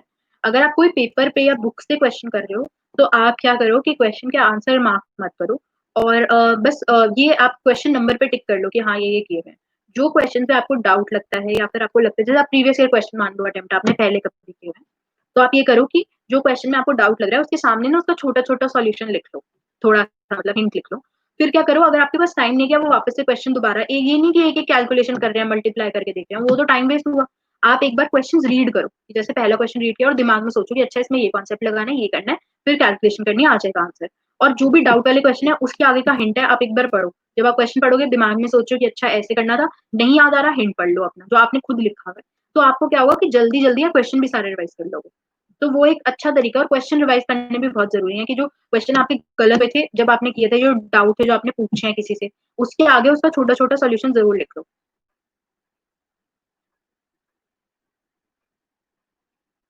How to stop day dreaming and over thinking. देखो, आप ढंग से पढ़ना शुरू करो, अच्छे से मेहनत से पढ़ो, टारगेट बनाओ। अगर आपका बहुत ज्यादा आप ओवर थिंक कर रहे हो और डे ड्रीम कर रहे हो, तो जरूरी है कि आप पहले एक टारगेट बना लो। आपको खुद पता चल जाएगा कि बहुत कम टाइम रह गया है और मेरे को तो इतना सारा करना है, मुझे इतना सारा नहीं आता है, एक टेस्ट अटेम्प्ट कर लो फुल सिलेबस। आपको खुद पता चल जाएगा आपके वीक एरियाज, आपको अपने आप मोटिवेशन आएगा पढ़ने का। आपको खुद मोटिवेटेड रहना है। हम उड़ान वाली टीम भी बहुत आपके लिए आपको सपोर्ट कर रही है, बहुत आपको मोटिवेटेड रख रही है। आई डोंट थिंक इंडिया में ऐसा कोई भी प्लेटफॉर्म है जहाँ पे इतना ज्यादा आपको कनेक्टेड रखा जा रहा है, आपके लिए इतना सोच रहे हैं वो लोग।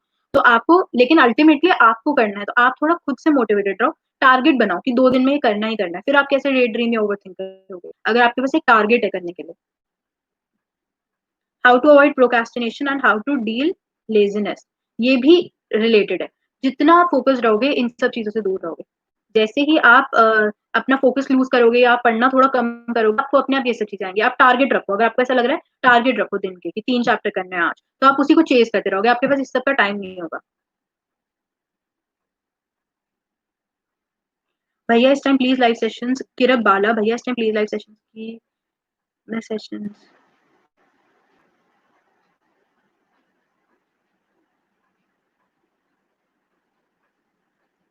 देखो ये लाइव सेशंस आप सबके लिए हो रहे हैं, आपको मोटिवेटेड रखने के लिए हो रहे हैं, इतनी सारी प्रॉब्लम्स है जो लोगों को, उसके लिए हो रहे हैं, तो आपको इनके लिए थैंकफुल होना चाहिए। और अपना प्लीज़ टाइम मत वेस्ट करो। Rajeshri Kohli, how to manage all the subjects together and stay focused for 12 hours without distraction. And yeah, will need get postponed. Please help me. I'm feeling lost and overthinking a lot. आपको अगर सारे subject manage करने हैं एक साथ और ऐसा नहीं है कि आप 12 घंटे पूरे पढ़ सकते हो, ऐसा कोई भी नहीं पढ़ सकता। आप मैक्सिमाइज करो। ये अगर आप अभी 6 घंटे पढ़ रहे हो, आप 7 घंटे पढ़ो, धीरे-धीरे 8 घंटे पढ़ो। ये नहीं कि पूरे 12 घंटे एकदम सोच लो कि आज हम पढ़ेंगे, अगले दिन फिर पढ़ोगे ही नहीं, पढ़ ही नहीं पाओगे। धीरे-धीरे अपना टाइम इंक्रीज़ करो और टारगेट वाइज़ इंक्रीज़ करो। ऐसा हो सकता है कि एक दिन आपने एक ऐसा कोई चैप्टर है जो आपका वीक है, जो आपका वीक रह गया, वो आपको वो कंप्लीट करना है। तो आप उसके बिल्कुल ऐसे पीछे पड़ जाओ कि आज तो मुझे करना ही है कंप्लीट। जब आपके अंदर ये वाली फीलिंग होगी ना, आप टाइम का सोचोगे भी नहीं कि मैं 12 घंटे पढूँ या 14 घंटे पढूँ। आपको ये मान लो अगर आपका कोई चैप्टर वीक है, मान लो सेमीकंडक्टर्स वीक है। अब आपने सोचा कि आज तो मुझे सेमीकंडक्टर्स और बायो का ये चैप्टर कंप्लीट करना ही है, ये मेरा बहुत वीक है। जब आप ये सोच लोगे फिर आप ये नहीं सोचोगे कि टाइम मेरा 12 घंटे लग गए या 10 घंटे लग गए। तो टारगेट ओरिएंटेड स्टडी करो। अगर आपको ऐसा लगता है कि हम ओवरथिंक कर रहे हैं और सोच रहे हैं बहुत ज़्यादा, टारगेट होगा तो आपके पास टाइम भी नहीं होगा सोचने। How to feel confident in physics previous year एक बार देखो, मैंने बता चुकी हूँ ये। Please complete the whole video. Sir how to do botany please answer Sparsh Mehta. Botany के लिए बायोलॉजी वाला ही अप्रोच है।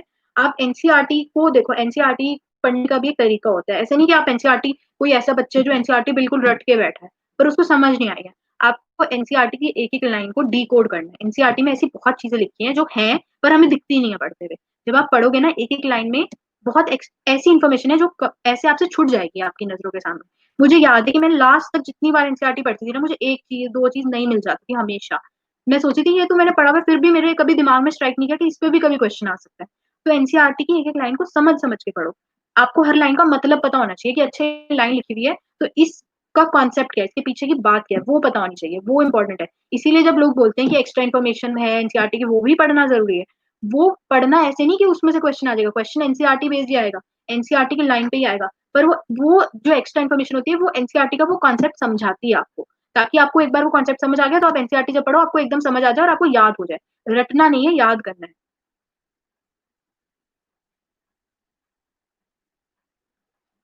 How to avoid distraction of phone and completely concentrate on studies. देखो अगर आपका मोटिव बहुत, गोल आपका बहुत स्ट्रांग है, आपको ये इतनी अंदर से फीलिंग है कि हमें तो मतलब सिलेक्शन करवाना ही है और यही मेरा ड्रीम कॉलेज है, तो आपको कोई रोक ही नहीं सकता, आपको अपने आप डिस्ट्रैक्शन बंद हो जाएंगे। मैंने अपनी जो स्टडी टेबल थी उसके आगे ना बहुत सारे कॉलेजेस की फोटोज लगा रखी थी, एम्स की फोटो लगा रखी थी और जो भी मेरे ड्रीम कॉलेजेस थे, और मैं देखती रहती थी कि मतलब अ, ये मेरा ड्रीम है, और मेरे पास मतलब मैं ये नहीं फिर सोचती कि मैं अब डिस्ट्रैक्ट हो जाऊँ या मैं ये कर लूँ, क्योंकि हर टाइम मेरे दिमाग में बस यही चलता रहता था कि मुझे इसमें जाना है और मेरी इतनी अच्छी रैंक आएगी, मेरे पेरेंट्स कितने खुश होंगे जब मेरा सिलेक्शन होगा। तो आप ऐसे सोचो, आपको ऐसा नहीं लगेगा। मेरे जब 463 मार्क्स थे, जो मेरी एक यूट्यूब पे वीडियो है, उसमें भी मैंने ये बात बोली थी कि मैंने अपने पहले ही अपने हर जगह अपने रूम में 643 लिखा हुआ था। मेरे पापा-मम्मी भी ऐसे सोच रहे थे कि ये पता नहीं इसे क्या हो गया, हर जगह 643 लिखा हुआ था। वो इतना मुझे मोटिवेट करता था ना, अपने अपना जो प्रीवियस स्कोर आपका कम है, उसको अपने लिए डिप्रेशन का वो मत बनाओ। उससे आप मोटिवेट हो और ज़्यादा। आप ये सोचो कि मतलब वो आपको मोटिवेट करना चाहिए कि अगर आपका कम आया है तो अब आपको ज़्यादा लाना है। ये मोटिवेशन होनी चाहिए, डिप्रेशन नहीं होना चाहिए कि पिछली बार कम आया तो इस बार भी कम आएगा। प्लांट फिजियोलॉजी के लिए आप पहले थोड़ा ट्राई करो कॉन्सेप्ट को समझने का। जैसे एक रेस्पिरेशन इन प्लांट्स वाला टॉपिक था, वो मुझे याद नहीं होता था, मतलब पूरा वो साइकिल और ये सब नहीं याद होता था। तो उसके लिए ना मैंने जो वो साइकिल्स हैं पूरी, ग्लाइकोलिसिस है और ये है, वो सब मैंने एक पेपर पे लिख के ना वॉल पे चिपका ली थी और मैं रोज़ रिवाइज़ कर लेती थी। जैसे कोई भी फुल सिलेबस टेस्ट दिया, आपने अटेम्प्ट किया। अब ये लोग, बहुत लोगों की प्रॉब्लम होती है कि हम फुल सिलेबस टेस्ट है तो हम पूरा सिलेबस कैसे कर लें 1 दिन में, ऐसे नहीं ना होता। आप ये करो, जैसे ऐसी चीज़ें तो आप फटाफट कर सकते हो कि आपकी वॉल पे आपने चिपका रखी है। मैंने रेस्पिरेशन पूरा चैप्टर ही चिपका लिया था। मतलब वो साइकिल बना के अपने हैंडराइटिंग में लगा ली थी। 10 मिनट 20 मिनट खाना खाते हुए या फिर कुछ और करते हुए बस एक बार देख लिया और दिमाग में रिवाइज हो जाता था। तो वो स्मार्ट वर्क होता है। वो आप खुद करते हो अपने लिए, खुद ऐसी टेक्निक्स बनाओ जहाँ पे आपका टाइम बचे। और बाकी प्लांट फिजियोलॉजी के लिए आप एनसीईआरटी अच्छे से पढ़ो, कॉन्सेप्ट्स बनाने की कोशिश करो और फिर उसके बाद एनसीईआरटी से बाहर ऐसा कुछ भी मेजर नहीं आता। अगर आपकी एनसीईआरटी क्लियर है, कोई लाइन नहीं क्लियर, वो आप पूछो, उसका डाउट क्लियर करो और उसके बाद आपका बहुत आराम से हो जाएगा। मैम सारे 97 चैप्टर्स का रिवीजन कैसे करें प्लीज बताओ, मेरे मार्क्स 300 आ रहे हैं मॉक टेस्ट में। देखो ये भी वही है कि अभी अगर आपने एक मॉक टेस्ट दिया फुल सिलेबस, उसमें आपके मार्क्स कमाए, पहले आप 2-3 दिन या 4 दिन लो और अपना सिलेबस पहले रिवाइज कर लो, फिर मॉक टेस्ट जब आप देते हो विद प्रिपरेशन, पूरी हो सकता है ना हो, लेकिन 80% आपकी हो गई है मान लो प्रिपरेशन, आप टेस्ट दो। उसके बाद जो आपके चैप्टर्स गलत हो रहे हैं, भले ही आपका स्कोर कमा रहे हैं, उन चैप्टर्स को वापस से रिवाइज करो, उनके ऊपर और वर्क करो, क्वेश्चंस प्रैक्टिस करो और प्रीवियस ईयर क्वेश्चन जरूर जरूर प्रैक्टिस करो। उसी पैटर्न पे क्वेश्चन आएंगे, आप देखोगे आपको खुद पैटर्न समझ आएगा कि ये 2 टॉपिक्स हैं चैप्टर में, यहीं से बार बार आ रहे हैं, तो एटलीस्ट वो तो आपका गलत नहीं होना चाहिए, वो आप अच्छे से कर लो। I am fully depressed due to lack of proper study, I am no notes and books. Notes and books I don't understand, वैसे सुंदरम कुमारी ने पूछा है। आप एनसीईआरटी तो आप डाउनलोड कर सकते हो फोन पे या कहीं पे भी, और उड़ान वाले ऐप पे काफी वीडियोस अच्छी अच्छी और क्वेश्चंस हैं, आप नोट्स अपने उनसे देख देख के बना सकते हो। Adrija Bhattacharya sir, I think organic chemistry nomenclature. Sneha sir, I am giving उड़ान question. I am also a dropper, but I can't score more than 300. Please give some advice. What can I do? शुभ शुभनु, देखो अगर आपके 300 से ज्यादा नहीं आ रहे हैं, मैं बार बार वही चीज बोल रही हूँ, आपने एक पेपर अटेम्प्ट किया, एक कोई टॉपिक आपका वीक है, उसको उस पर वर्क करोगे, वो वाले टॉपिक को स्ट्रॉन्ग करोगे, दोबारा पढ़ो एक बार वो टॉपिक। मान लो आपका ऑर्गेनिक केमिस्ट्री वीक है, पहले ऑर्गेनिक केमिस्ट्री अच्छे से पढ़ो, प्रीवियस ईयर क्वेश्चंस करो, उड़ान वाली सीरीज देख लो, वीडियोस देख लो, क्वेश्चंस अटेम्प्ट कर लो, तो आपका वो टॉपिक सही हो गया। अब जब आप टेस्ट दोगे अगली बार, तो मान लो 20-30 नंबर की ऑर्गेनिक आई, आप वो क्वेश्चन तो सही कर दोगे, वो आपके मार्क्स बढ़ जाएंगे। ऐसे करते करते एक एक टॉपिक को स्ट्रॉन्ग करो और बढ़ाओ अपने मार्क्स, वैसे बढ़ेंगे। ऐसा नहीं है कि स्टैटिक है कि एक बार टेस्ट में आ रहा है बस वही बार बार रिवाइज कर रहे हैं जो आता है और वही टेस्ट दे रहे हैं। वो आपको कवर करना इंपॉर्टेंट चीजें जरूरी है, जो गलत हो रहा है उसको आइडेंटिफाई करो और फिर उसको ठीक करो। How to cope with organic chemistry, must, NCERT is a must, concept सीखो, सारे reactions mechanism questions previous year जरूर प्रैक्टिस करो, उसके टाइप के क्वेश्चंस बहुत सारे प्रैक्टिस करो, जो क्वेश्चन बैंक में क्वेश्चंस अच्छे से प्रैक्टिस करो।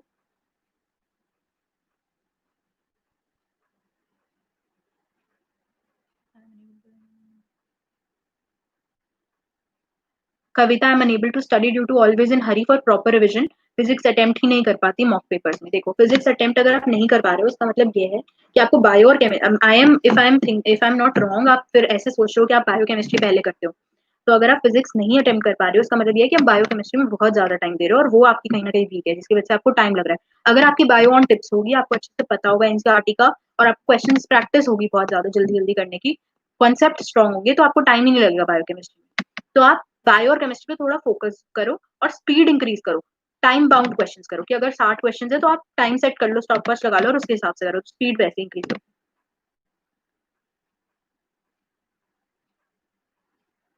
यशवी मैम, रिवीजन स्ट्रैटेजी कैसी होनी चाहिए ताकि टाइम में मैक्सिमम यूटिलाइज हो, और इस टाइम डिस्ट्रैक्शन से खुद को कैसे रोकें? देखो डिस्ट्रैक्शन होना मतलब हो रहा है तो उसका ये रीजन है कि आप लॉकडाउन है, अनसर्टेनिटी है, पता ही नहीं है, फोकस ही नहीं है, that I can very well understand, ऐसा होता है।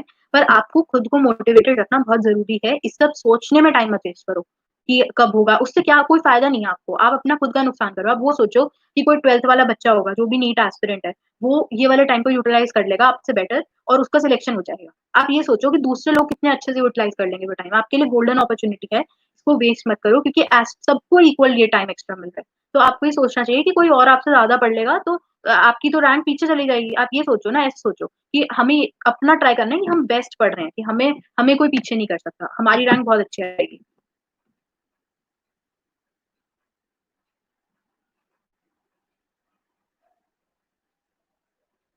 How to revise in last 1 month efficiently, Vani, इसमें मैं यही बोलूंगी कि आप क्वेश्चंस जो फुल सिलेबस टेस्ट दो, उसके बाद वो चैप्टर्स वापस से करो प्रिपेयर, फिर नेक्स्ट फुल सिलेबस टेस्ट दो, फिर उसमें जो गलतियां हैं वो रिवाइज करो, ऐसे ऐसे करते जाओ और गलतियां खत्म होती जाए। Anand Shivam, I am not able to score in biology. I have lost my accuracy in bio. So kindly help me to score in bio. इसका मतलब हो सकता है कि एक्यूरेसी कम हो गई है, कि रिविजन कम कर रहे हो आप रिविजन बहुत बार रिवाइज करो, एनसीईआरटी को लेके बैठे रहो और रिवाइज करते रहो जितना कर सकते हो। कुछ ऐसे टॉपिक्स हैं याद नहीं होते हैं, दीवार पे लगा लो, अलमीरा पे लगा लो, बाहर सामने अपने लगा लो, टेबल पे लिख लो कहीं, तो बार बार देखते रहोगे, रिवाइज होता रहेगा। रिवाइज करना बहुत जरूरी है, छोड़ दोगे रिवाइज करना भूलते जाओगे। ऐसा नहीं है कि सबको एक दिन पढ़ा और 10 दिन के बाद 15 दिन के बाद हो सकता है भूल जाओ। रिवाइज करोगे तो याद आता है।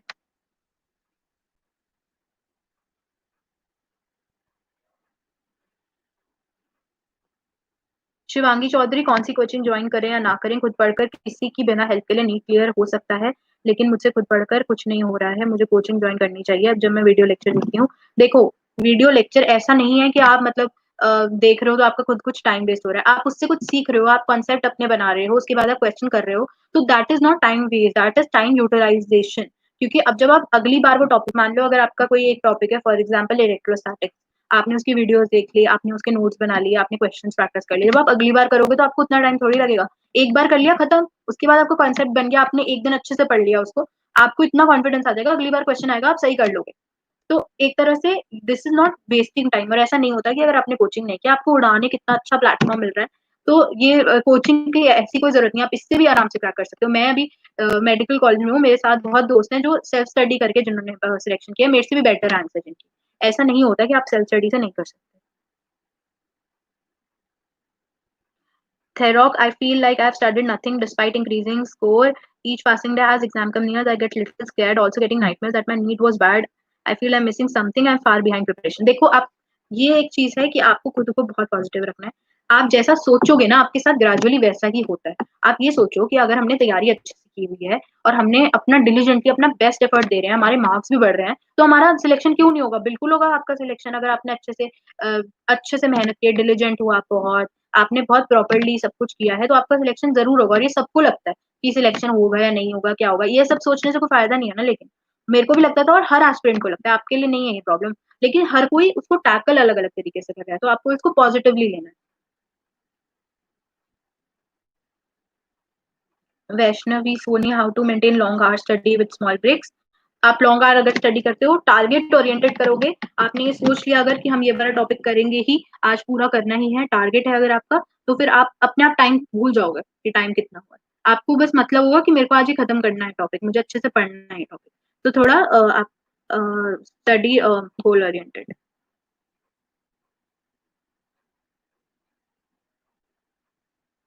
गर्वित मॉलिक्यूलर के क्वेश्चन।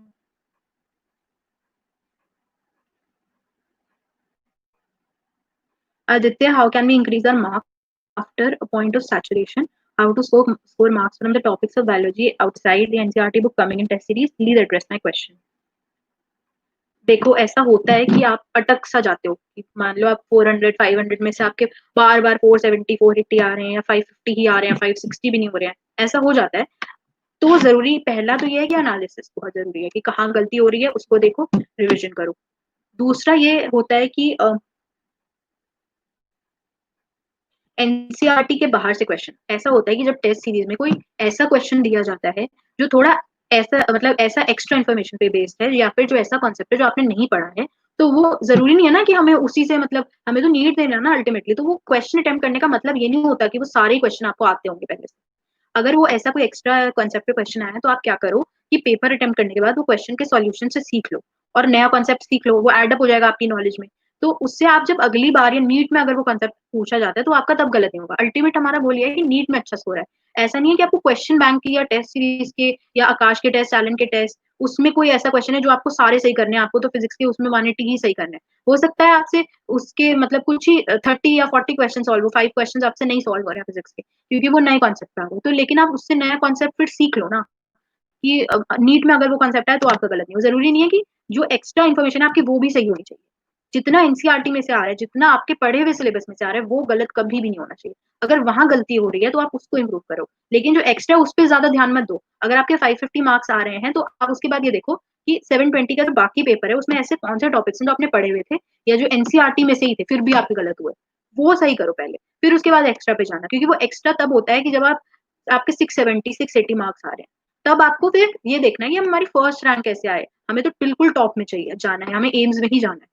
तब वो डिसाइड होता है। पहले आप ये सोचो कि आपको अपना सिलेक्शन गवर्नमेंट कॉलेज में करवाना है, फिर ये सोचा कि एक अच्छे गवर्नमेंट कॉलेज में करवाना है, फिर ये लास्ट चीज होती है कि आपको ये अब एक्स्ट्रा भी पढ़ना है, जब आपका मेन चीज हो जाए, जब आपका इतना हो जाए कि अब हमारा हो जाएगा, उसके बाद ये सोचो।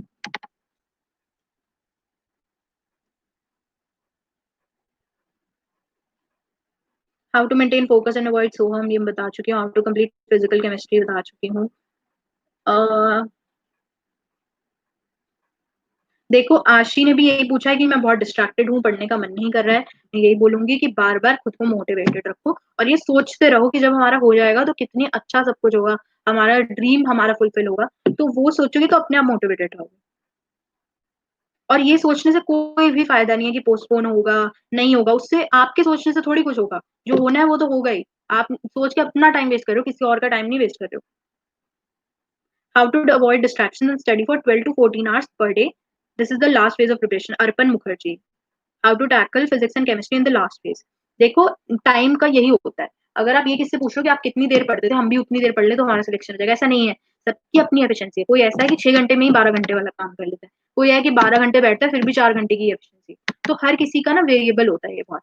तो अगर ऐसा आपको लगता है, आप टारगेट ओरिएंटेड करो, आप टारगेट सेट कर लो कि आज ये करना ही है, फिर उसमें कितना भी टाइम लग जाए, आप नहीं, आपको टाइम का फर्क नहीं पड़ेगा। टारगेट जितना सेट करोगे उतना बेटर है। Ma'am please guide about how to study in repeating time in your concentrate नहीं कर पा रहे हैं, पोस्टपोन की न्यूज। देखो पोस्टपोन की न्यूज आपको इन्फॉर्म कर दिया जाएगा, अमन तिलक के चैनल पे भी पता चल जाएगा, उड़ान पे भी। आप इतना अपना टाइम ये सब ढूंढने में वेस्ट मत करो, जो एक्स्ट्रा टाइम मिल रहा है अपने आप को बेटर करो।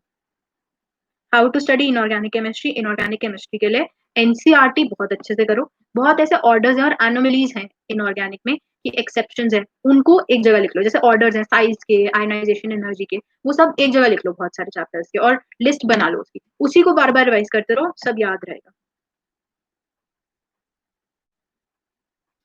राम्या ने पूछा है, I am scoring approximately 530 in full syllabus, I am struck in this range. देखो ये बहुत प्रॉब्लम बहुत लोगों को होती है। एक पॉइंट ऑफ टाइम ऐसा मेरे में भी था कि मेरे बढ़ते ही नहीं थे मार्क्स, या बिल्कुल स्टैटिक हो जाते थे। तब आपको ये देखना है, जरूर ऐसा हो रहा होगा कि कोई टॉपिक्स हैं जो आपके रह रहे होंगे, और ऐसे टॉपिक्स होंगे जिनमें बार बार गलत हो रहे होंगे। आप आइडेंटिफाई करना, पैटर्न बनाना कि 10 5 टेस्ट अगर आपने दिया, हर टेस्ट में देखना ऐसे कौन से चैप्टर हैं जिसमें गलत हो रहे हैं बार बार। वो टॉपिक एक दिन बैठो और वो अच्छे से खत्म कर लो, पूरा अच्छे से प्रॉपर उसके टाइप के क्वेश्चन भी कर लो। अगली बार जब पेपर दोगे 100% आपके इंक्रीज होंगे, और अगला दोगे और ज्यादा इंक्रीज होंगे। यही तरीका होता है इंक्रीज करने का।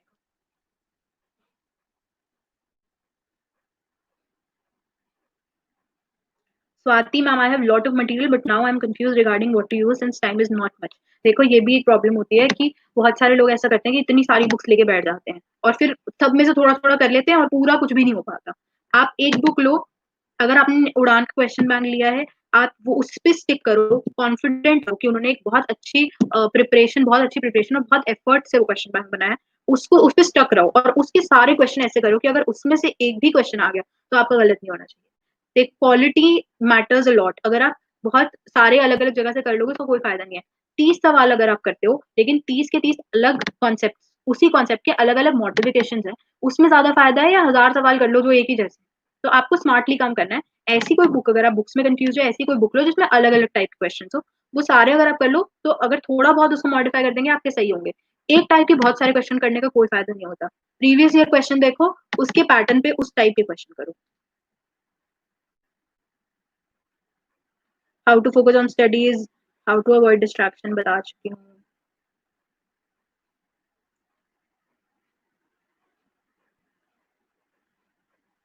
Rishabh, I am able to score 490 to 560 in NTA Abhyas, आप will I be able to get. देखो ऐसे किसी से मैं ये नहीं कहूंगी कि आपका सिलेक्शन नहीं होगा। अगर आपने सोच लिया है कि अगर आप अच्छे से मेहनत कर रहे हो, प्रॉपरली एनालिसिस कर रहे हो, इंप्रूव करते जा रहे हो, तो ऐसा नहीं होगा कि आपका सिलेक्शन नहीं हो सकता। किसी का भी सिलेक्शन हो सकता है। अगर आपके 400 या 500 के रेंज में मार्क्स आ सकते हैं, तो आप बहुत आराम से इंक्रीज कर लोगे। फिर तो आपके लिए गोल्डन अपॉर्चुनिटी है कि आपको एक्स्ट्रा टाइम मिल रहा है, आप और इंप्रूव कर सकते हो। तो ऐसा नहीं है, इस पे सेल्फ डाउट मत लाओ कि हमारा होगा या नहीं होगा। आपका बिल्कुल होगा अगर आपने सोच लिया है, अगर आप कॉन्फिडेंट हो और ढंग से पढ़ रहे हो। Doctor Anupama Ekka, I lack self discipline, I procrastinate near 4 to 5 hours some of the days while I'm well focused rest of the days, what should I do? Be motivated। Self discipline, देखो ये waste करना ऐसे time is not right. आप छोटे छोटे break लो बीच में पढ़ते हुए, अगर आप थक जाते हो तो 1 2 घंटे पढ़ो, 15 मिनट का 10 मिनट का ब्रेक लो, फिर वापस पढ़ो। लेकिन टाइम ऐसे मत वेस्ट करो। ये सोचो कि आपके जैसे कितने सारे बच्चे हैं जिनको एक्स्ट्रा टाइम आपके साथ मिल रहा है, और वो अगर वो भी पढ़ रहे हैं, वो अपना टाइम नहीं वेस्ट कर रहे, लेकिन आप कर रहे हो तो किसका नुकसान है? आपका। आप पीछे रह जाओगे, वो आपसे आगे निकल जाएंगे। तो आपको अपनी प्रिपरेशन ऐसी रखनी है कि आपको अगर एक्स्ट्रा टाइम मिला है, आपको उसका बेस्ट यूज करना है। Plan physiology I told Mansi Agarwal. Self confidence कैसे बढ़ाएं? टेस्ट अटेम्प्ट करो, अच्छे मार्क्स आएंगे आपके, आप खुद सेल्फ कॉन्फिडेंट हो गए। अगर आप अच्छे से पढ़ रहे हो, अच्छे से फोकस्ड हो, आप खुद सेटिस्फाई और कंटेंटेड। अगर आप टाइम नहीं वेस्ट करोगे पूरे दिन, आप बहुत प्रॉपर्ली पढ़ोगे, आपको अच्छी नींद आई, आप ये सोचोगे कि आज का टाइम यूटिलाइज किया अच्छे से, तो आप वैसे ही कॉन्फिडेंट बनोगे पढ़ने से। ये सब फालतू की चीजें सोचोगे तो अपने आप कॉन्फिडेंस कम होगा।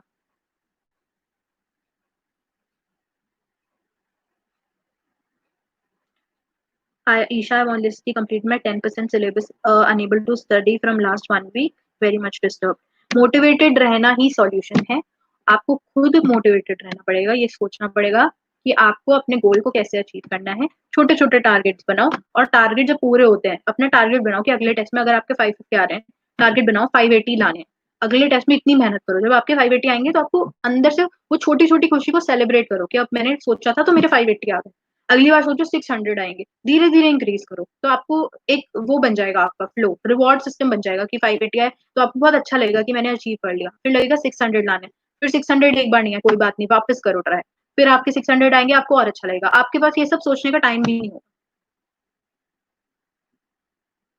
Supriya, during your preparatory phase, did you feel unsatisfied with the way you utilized your day? Because I sit with my book for quite long when I देखो, ऐसा जरूरी नहीं होता ना कि आप हर दिन इक्वल, मतलब हर दिन आपको ऐसा लग रहा है कि आपने अपने सारे टारगेट फुलफिल करने हैं। हो सकता है एक दो दिन ऐसा हो बीच में जब आपके नहीं हो, या कोई रीजन हो, या कुछ और हेल्थ इश्यू हो, कुछ भी हो सकता है। तो उससे, लेकिन ये नहीं है कि आप उसका गिल्ट ले लो और 2-3 दिन आगे के भी बर्बाद कर लो। अगर एक दिन ऐसा आपके साथ हो गया कि आपसे नहीं हो पाई पढ़ाई, या आप नहीं सेटिस्फाई हो पाए, उस दिन आप अच्छे से, अगर 1-2 घंटे आप सच्ची अच्छे से ब्रेक ले लो। लेकिन जब आप तीसरे घंटे पढ़ो तो ये मत सोचो कि अब नहीं पढ़ना। 1 घंटे आप भले ही पहले ब्रेक ले लो, अच्छे से जो करना है करो, लेकिन जब आप पढ़ने बैठ रहे हो तब ये नहीं सोचना। और अगर किसी दिन आप नहीं पढ़ पाए हो और अनसेटिस्फाइड हो, तो ये सोचो, इसका गिल्ट मत आने दो अगले दिन पे। अगले दिन नई बिगनिंग होनी चाहिए। अगले दिन और ये सोचो कि अगले दिन हम इससे भी ज्यादा मेहनत करेंगे और ये कवर कर लेंगे, तो हो जाएगा। कोई दिक्कत नहीं होती अगर एक दिन नहीं पढ़ पाए तो। सबके साथ होता है, सब थक जाते हैं, कोई प्रॉब्लम नहीं। नीतू गुप्ता, प्रिपेयर करने के बाद भी मार्क्स इंक्रीज नहीं हो पा रहे हैं, बहुत ज्यादा नेगेटिव। नेगेटिव का यही सॉल्यूशन है, टेस्ट अटेम्प्ट करो, टेस्ट से मत डरो। ये मत सोचो प्रिपरेशन ही हम नहीं दे सकते फुल सिलेबस, पूरा सिलेबस तो रिवाइज ही नहीं हुआ। कभी भी नहीं होता पूरा सिलेबस, लास्ट तक नहीं होगा तुम्हारा। यही होता है क्योंकि ये रियलिटी है, पूरा सिलेबस नहीं आप एक साथ रिवाइज कर सकते। थोड़ा थोड़ा कुछ रह जाएगा, 10%, 15% रह जाता है। पर आप ये भी तो है ना कि आप पिछले 2 साल से या 3 साल से पढ़ रहे हो। ऐसा तो है नहीं कि अभी एक महीने पहले ही पढ़ने शुरू किए। कहीं ना कहीं वो पीछे आपके ब्रेन में होता है कि आपने मतलब पढ़ा गया तो आपको याद रहता है, ऐसा नहीं है, वो लगता है बस।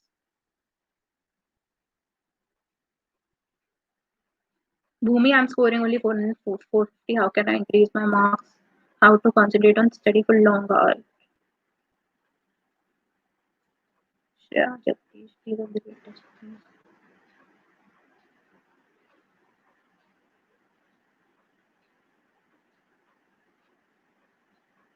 प्रज्ञा, मुझे स्टार्टिंग से 12th फिजिक्स के लिए प्रदीप सॉल्व करने को कहा गया था कोचिंग से, तो आई एम यूजिंग बुक से की थी। इन 11th में माय एमटीजी फिंगर टिप्स। आपने जो भी बुक यूज की है पहले, उसी को वापस से रिवाइज करो। अगर उसमें अच्छे क्वेश्चंस हैं और डिफरेंट टाइप के आपने क्वेश्चंस प्रैक्टिस किए हुए हैं, लेकिन प्रीवियस ईयर क्वेश्चन जरूर जरूर प्रैक्टिस करो।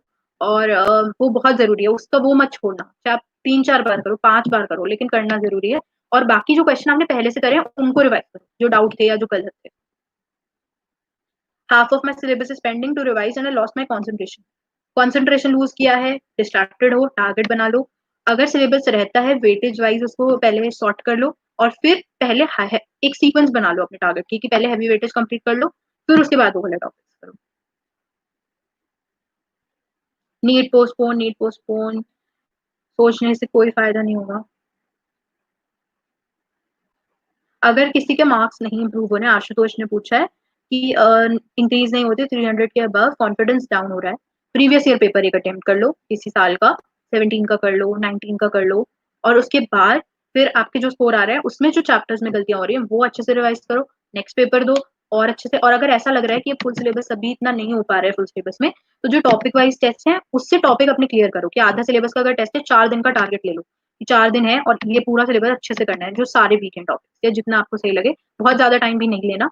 और 4 दिन में वो अच्छे से पहले टॉपिक कंप्लीट करो, जो वीक है सारा कर लो और वो टेस्ट दे दो, उतना कंप्लीट। फिर अगले 4 टॉपिक्स कर लो, और फिर जैसे आपने 12th खत्म कर ली हाफ हाफ पार्ट्स में, 12th का फुल सिलेबस लेके 12th कंप्लीट, अब 11th का हाफ करो, फिर और हाफ करो, और 11th पूरी कंप्लीट, फिर 11th 12th का साथ में दो। तो तुम्हें थोड़ी प्लानिंग करनी पड़ेगी। ऐसा नहीं है कि बिल्कुल पढ़ते रहो बिना, पता ही नहीं है कि क्या पढ़ रहे हैं, और कोई शेड्यूल नहीं है, कोई बैलेंस नहीं है चीजों के बीच में, वो नहीं करना।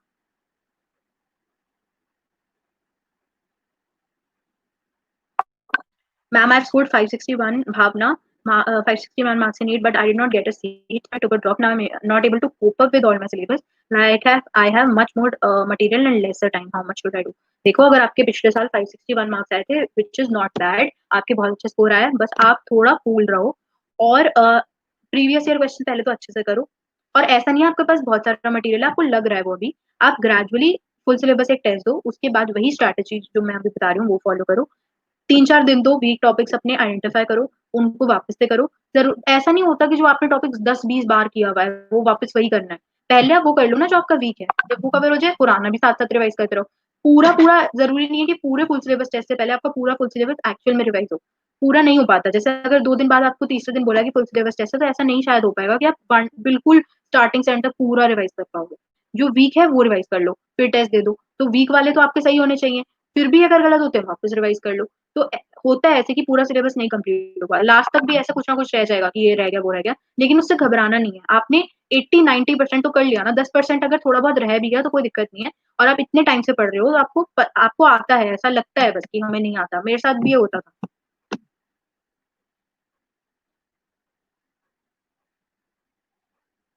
थ्योरी चैप्टर्स को जल्दी कैसे स्पीडीली, काजल ने पूछा है कि थ्योरी चैप्टर्स को जल्दी स्पीडीली कैसे करें।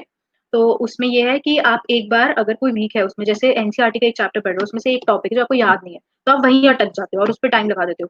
तो अगर ऐसा होता है तो उस टॉपिक को उसी दिन पहले उस पर टाइम ही लगा दो, फिर अच्छे से उसको अच्छे से सॉल्व कर लो। अगली बार जब पढ़ोगे वहां नहीं रुकोगे फिर, क्योंकि वो कर चुके हो आप अच्छे से, और आपका अगली बार अच्छे से रिविजन हो जाएगा, स्पीड बन जाएगी। तो स्पीड ऐसे ही बढ़ानी पड़ती है अपनी।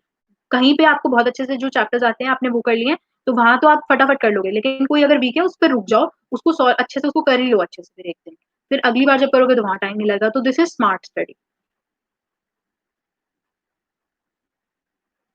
Please honestly tell us, do you really think NEET is going to get postponed? कोई फायदा नहीं है सोचने का, पढ़ते रहो। इसको पॉजिटिव लो कि आपको एक्स्ट्रा टाइम मिला है। Adiba Rahman, how to get good marks in physics बता चुकी हूँ। Vanshika, I am working hard but still my marks are not improving. So Diksha, ये भी बता दिया। Any tips to strengthen physics and chemistry?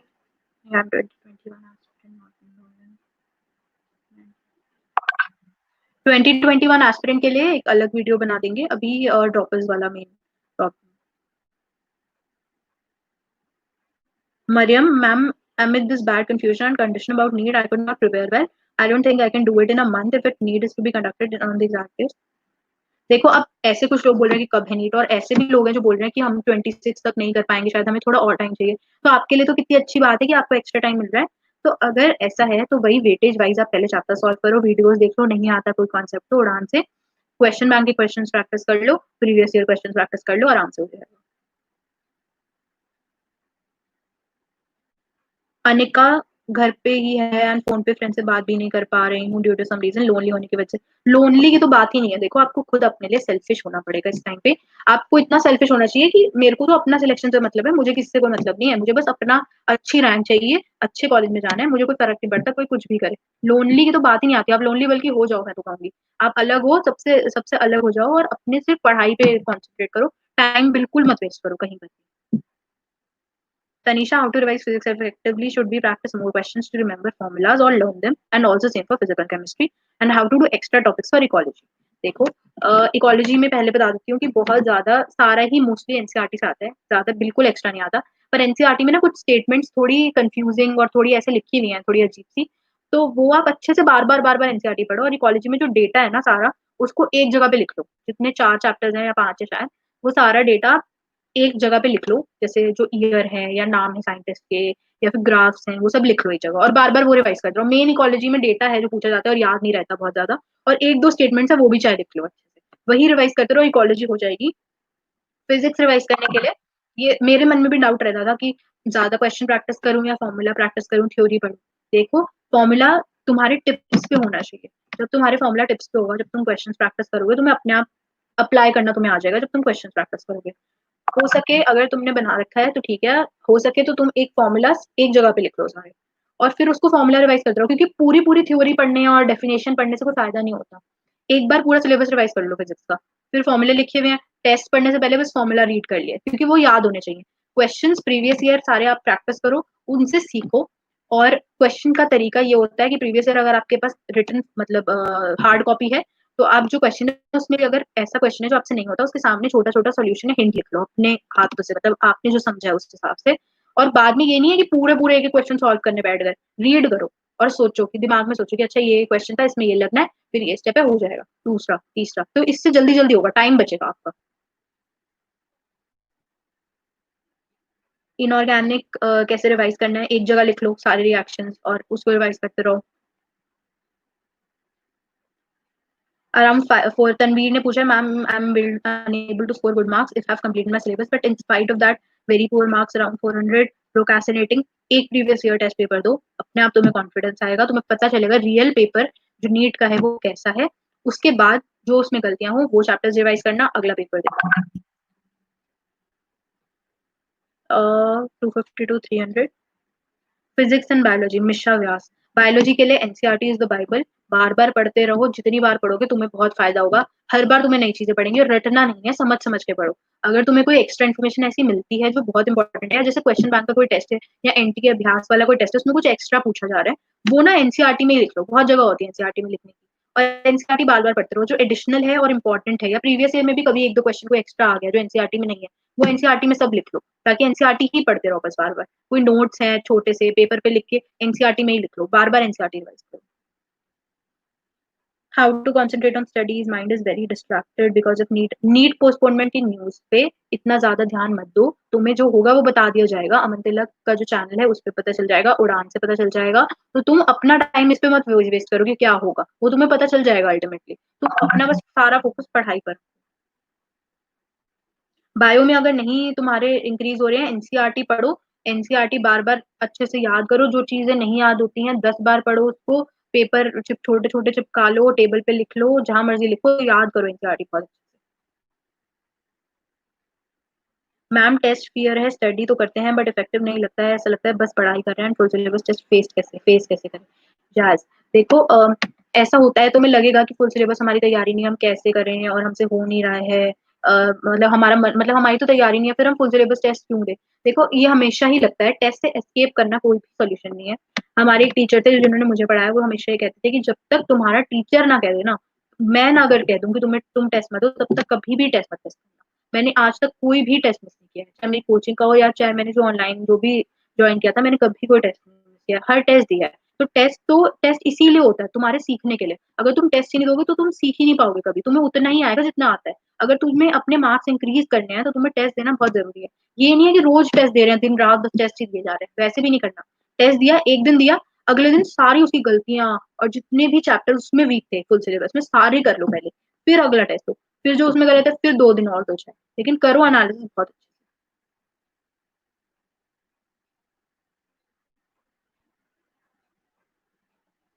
Per day 3 chapters, that is one chapter from each subject for 30 days, and once you complete all of the chapters from then just do the test series. Ma'am,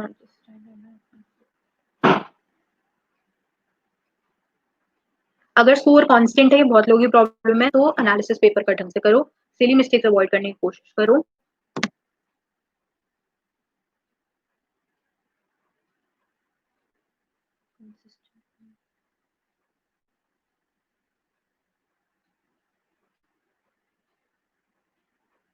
ठीक है, तो फिर और बाकी सारे doubts मैंने address कर दिए हैं मोस्टली। आई थिंक कोई रह नहीं गया। देखो कंसिस्टेंट रहना बहुत ज्यादा जरूरी है। ऐसा नहीं होता कि आप एक दिन 20 घंटे पढ़ लो, अगले दिन बिल्कुल नहीं पढ़ो। इससे अच्छा है कि आप रोज 6-7 घंटे पढ़ो, लेकिन रोज पढ़ो। वो बहुत जरूरी है। लिंक नहीं टूटना चाहिए कि आपने रिवाइज कर लिया, फिर आप ने पढ़ाई नहीं, 15 दिन बायो छोड़ दी, क्या होगा? फिर भूल जाओगे, कोई फायदा नहीं है। ऐसा होता है और ये लगता है बहुत लोगों की, हम बायो तो भूल ही रहे हैं, हमें तो याद ही नहीं रहता, लेकिन वो सबके साथ है। आपको और कहीं ना कहीं at the back of your mind आपको याद होती है चीजें, वो आपको बस लगता है। तो ऐसे मत सोचना, बार बार रिवाइज करते रहो, पेपर देते रहो, और stay safe, stay healthy. And और अमन तिलक बहुत ज्यादा एफर्ट कर रहे हैं आपके लिए। और अगर आपको सेशंस अच्छे लग रहे हैं, आपको इतने ज्यादा वो आपके लिए एफर्ट्स कर रहे हैं, तो आप जाके बस एक काम करो। आप जो ऐप की अंदर आप रेट करते हो, जो सजेशन फीडबैक लिखते हो, जो आपको जेन्युइनली लगते हैं वो लिखो। और क्योंकि आप अप्रिशिएट करोगे तो और ज्यादा एफर्ट करने, और ज्यादा वो लोग एफर्ट करेंगे, और हम पूरी टीम इतना ज्यादा एफर्ट कर रही है। तो अगर आपको जेन्युइनली अच्छा लगता है तो आप उस पे जाके रेटिंग अपनी दो और फीडबैक लिखो।